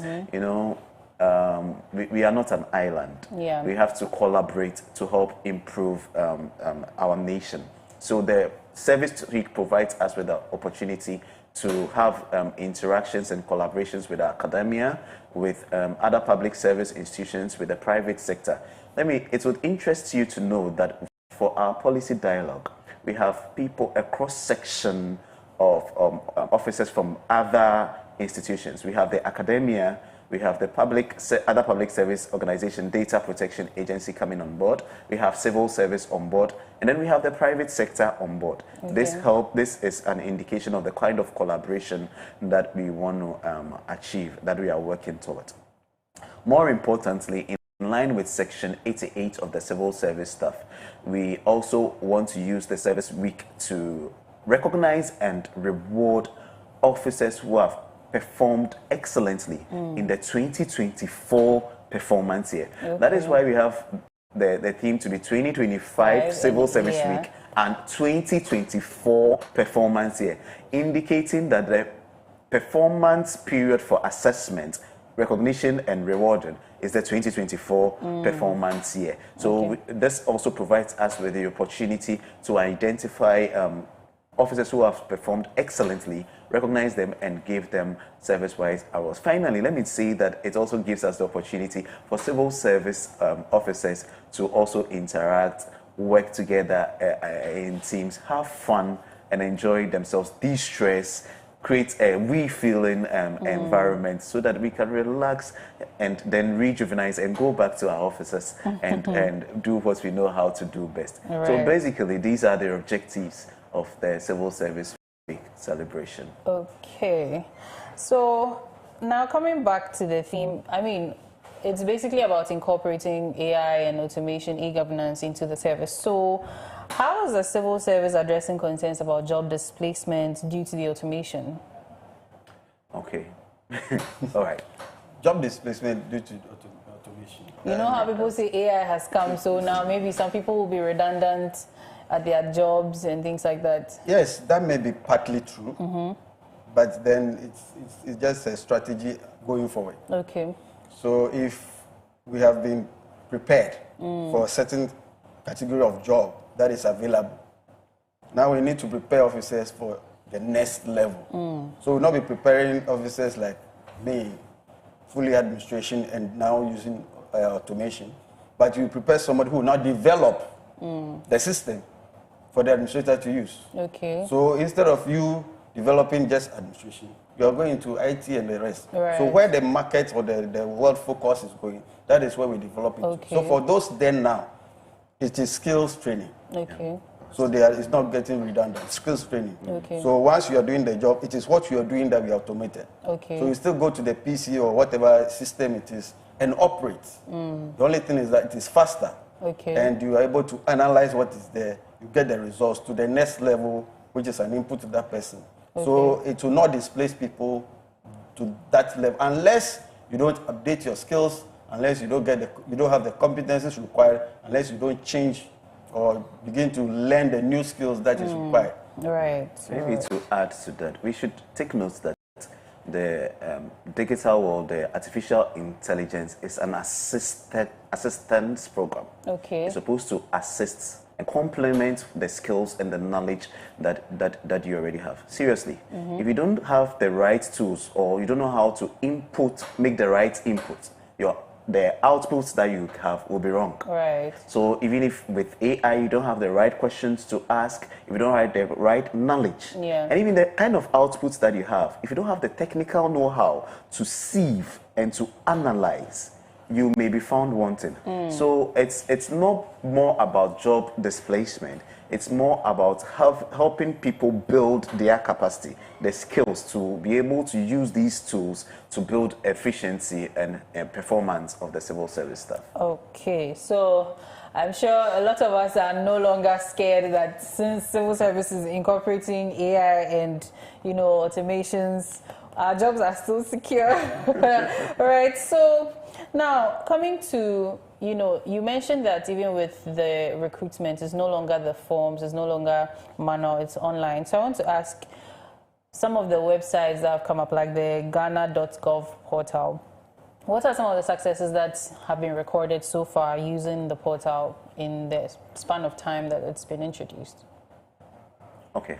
So, for instance, you want us to talk basically about the recruitment? No, basically about the websites and accessing information through there rather than calling and coming all the way to HCS or the ministries? It has improved efficiency in the kind of work processes that we do. So let me use the e-recruitment as an example. Now, I think last year we had at the first stage of assessment, using the digital process, we were able to assess about 35,000 applicants. Wow. Yes. To be able to sieve them down through the various processes. So work process has been more efficient. The waste, people traveling to access such services, that has been taken off completely. I don't have the figures now, but I can talk about costs. Okay. It has helped reduce costs. Let me use the e-promotions as an example. So, you know, our colleagues who are in the foreign services from the Ministry of Foreign Affairs, currently, that's the new name. So the officers, they have to also go through their promotion. And it is the Office of the Head of Civil Service that coordinates. So assuming somebody is in the US or UK, for the person to be able to go through his or her promotion, the ministry would have to fly the person in and out. Okay. But So now you can just do it online. You can just do it online, and we move on. The other e-services, we talk about, he mentioned the e-spa, and I can proudly say that the civil service, I don't know of any other service, is well, we are one of the very first public service institutions operating a web-based electronic staff performance appraisal system, real-time appraisal system, online, improved compliance, getting the right results, and then the data is available for access at any time. Right. You understand? So all these things have been made available through the e-process, and it's helping improve work processes and helps improve decision making, thereby positioning the civil service to better deliver to its clients and the nation at large. Okay, just to add a short, something short. So if you are a citizen and you just want information, once you're using the website, you just go on the website. You click what you want to see. If the response is there, you're okay. You don't travel, you don't go to anybody, you don't buy credit to call anybody. But if it's not there, yes, you can put in your comment, you can put in your request, and you are responded to. Right. So we are using all the social media platforms also. Okay. So Facebook, yes, you can put your comment there, you can see, look at what we are doing there.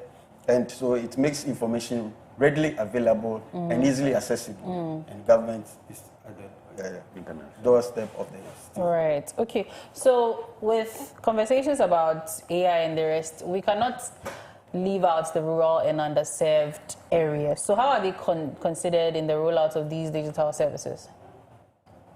We envisage that, yes, there will be a part of it. You know, government projects of extending ICT to those areas. Girls in ICT started. Now the youth in coding and the rest are going on. And once the accessibility gets to them, they should be able to get online. Okay. Once you receive your call, that means that there is access at your end.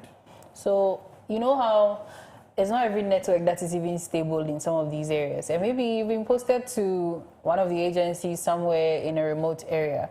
So how would you help someone like that, especially with connectivity and accessing websites? Okay, all right. So thank you. We are mindful of some of these challenges. So most of them have come to our notice. So as a human institution, we provide other options. Okay. We provide other options. So there have been times that you'll be on a panel because of network issues. You may have to pause, speak to the panel members. Sometimes if it's, let's say you're using the Teams or the Zoom, it's advised we discuss amongst ourselves to use other options that is easily accessible to the officer. Because at the end of the day, it is the officer who is at the receiving end, and we want to provide service to that officer. So despite the challenges, we always find ways of going around it to bring our service to our clients. So we use all the other options available to the officer. Okay, so quickly before we wrap up, I want to ask a little about the training, capacity building, and then skills development. So what training and upskilling programs are you going to put in place for us to get more conversant with your digital systems? Yes, thank you. Institutions have various training interventions. Okay. So depending on the focus area, there is a recommendation. That's why the ISPA is very critical. At the end, you are assessed, and the task that will be given to you, the gap is realized, and then the intervention is made. If it's academic, then you go to the universities or any other. If it has to be an in-house, then we'll consult OECS, and those facilities or experts are provided. We also have the CSTC, that's Civil Service Training Center, and we have the Ghana Government Secretariat School. We have the Institute of Technical Supervision that deals with all the levels of staff in the civil service. So they also provide scheme of service training or competency training in those areas. Even the Civil Service Training Center has provided LMS, Learner Management Systems, which is online, where officers can have access to it. We also have the continuous learning, where you have to indicate some areas, specific areas that you need to have some competency improvement in, and to be able to pursue it. So the opportunities are available. You can pick, if it's a program that is not even in Ghana, you can seek for, and it's relevant to your work, you can seek for steady leave with pay, pursue it, come back, and improve the service. So there are many options available, and if there is a need to have any specialized program, yes, indeed, head of service will not be reluctant to do that. All right. Thank you so much. Because of time, we'll have to cut this conversation short and talk about the program outline. Today, we are going to be doing the cleanup exercise. So we need to hurry up and go and join our colleagues, get to cleaning the community and our environment. So yes, that was so June 11 to 27th. So yes, that was June 11 to 27th July. We had the interministerial games, preliminary round of 16 quarterfinals and other games. That was happening at the Accra Sports Stadium and other stadia. Then July 3 was balloting for interministerial quiz at the OHCS conference room. And then July 14 to 15 was the first and second preliminary group and interministerial quiz, yes, at the Clocksag Auditorium. Now, yesterday, that was July 16, we had a float at, this happened around the Kwame Nkrumah Circle to the Ministerial Enclave, and then the press launch, the official launch of the Civil Service Week celebration also took place at the Clocksag Auditorium. Now, today, July 17, 2025, 8 a.m. to 11 a.m., cleanup exercise and sword cutting happening in the ministries and the departments. Then tomorrow, July 18, we have the Christian and Muslim prayers at the Clocksag Auditorium and the Ministries Mosque. Then July 18, again, we have the football semi-finals competition at the Accra Sports Stadium. So come and support your ministry and your semi-footballers. Now, July 21 to July 24, we have the Policy Fair and Exhibition at the Accra Sports Stadium. Also Cultural Day. And then July 22, 2025, we have the public lecture happening in the Clocksag Auditorium. I think you give us a little info on the policy fair and then the public lecture after I read out everything. Then July 22, we have the interministerial quiz at the Clocksag Auditorium. July 23, we have the policy dialogue at the Clocksag Auditorium also. And all of this is happening, I didn't give the time, I'm so sorry. Now, the policy fair is happening, I think, throughout the day, yes. Then the public lecture is happening 10 a.m. to 12 noon at the Clocksag Auditorium. Then the finals of the interministerial quiz is also at 1 p.m. to 3 p.m. So right after you have your lunch, you can join your people and support them. Then July 23, we have 9 a.m. to 11 a.m. That's the policy dialogue at the Clocksag Auditorium. Come and listen to what's going to be discussed concerning the policies. And then July 23, again, at 11, so that's after the policy dialogue, they're going to have the interministerial cooking competition at the Accra Sports Stadium. So this is going to be happening from 11 a.m. to 4 p.m. Come and enjoy some sumptuous dishes. Then July 25, July 24, 2025, we have 12 p.m. to 5 p.m. We have the finals of the Interministerial Football Tournament happening at the Accra Sports Stadium. And then from 4 p.m. we have so July 25 now, at 4 p.m. we're having the 2024 Civil Service Award ceremony happening at Alisa Hotel. So come nicely dressed to support your colleagues who have won awards. And if you have also won an award, of course, come and then be celebrated. So please, briefly, the Policy Fair, Exhibition and Culture Day, and then the public lecture. What should we expect? All right, so let me start with the Policy Fair. So as I mentioned, as one of our objectives, we are bringing the civil service to the doorstep of the citizenry. The Policy Fair is intended to showcase the policies, the programs, the activities and service of the civil service. That's sector ministries and their departments and their agencies. The unique thing about this year's Policy Fair is that we are going to have, we are going to categorize the various sectors. We are going to put the boots into various sectors, and various ministries are requesting so much for it. For instance, the Ministry of Food and Agriculture, they are asking for a place on their own. They are bringing their farmers, they are bringing their agencies, and if you want to see what they do and what they have done over the period, please come. The Ministry of Trade, Agribusiness, and then industry and agribusiness, they are also requesting for a setup of their own, so to showcase what they have been doing over the period. So all ministries are going to be at the fair with their departments and their agencies to showcase. We are also going to have the culture. The Ministry of Tourism is also going to be there to showcase what they have been doing over the period. We are also going to have lessons from the fire service. We are also going to have the cooking competition right at the Policy Fair grounds. Now let me come, because of time, let me come to the public lecture. Now the public lecture is intended to dissect the theme for the year. And this year, interestingly, we have the head of the Data Protection Agency to be our main speaker.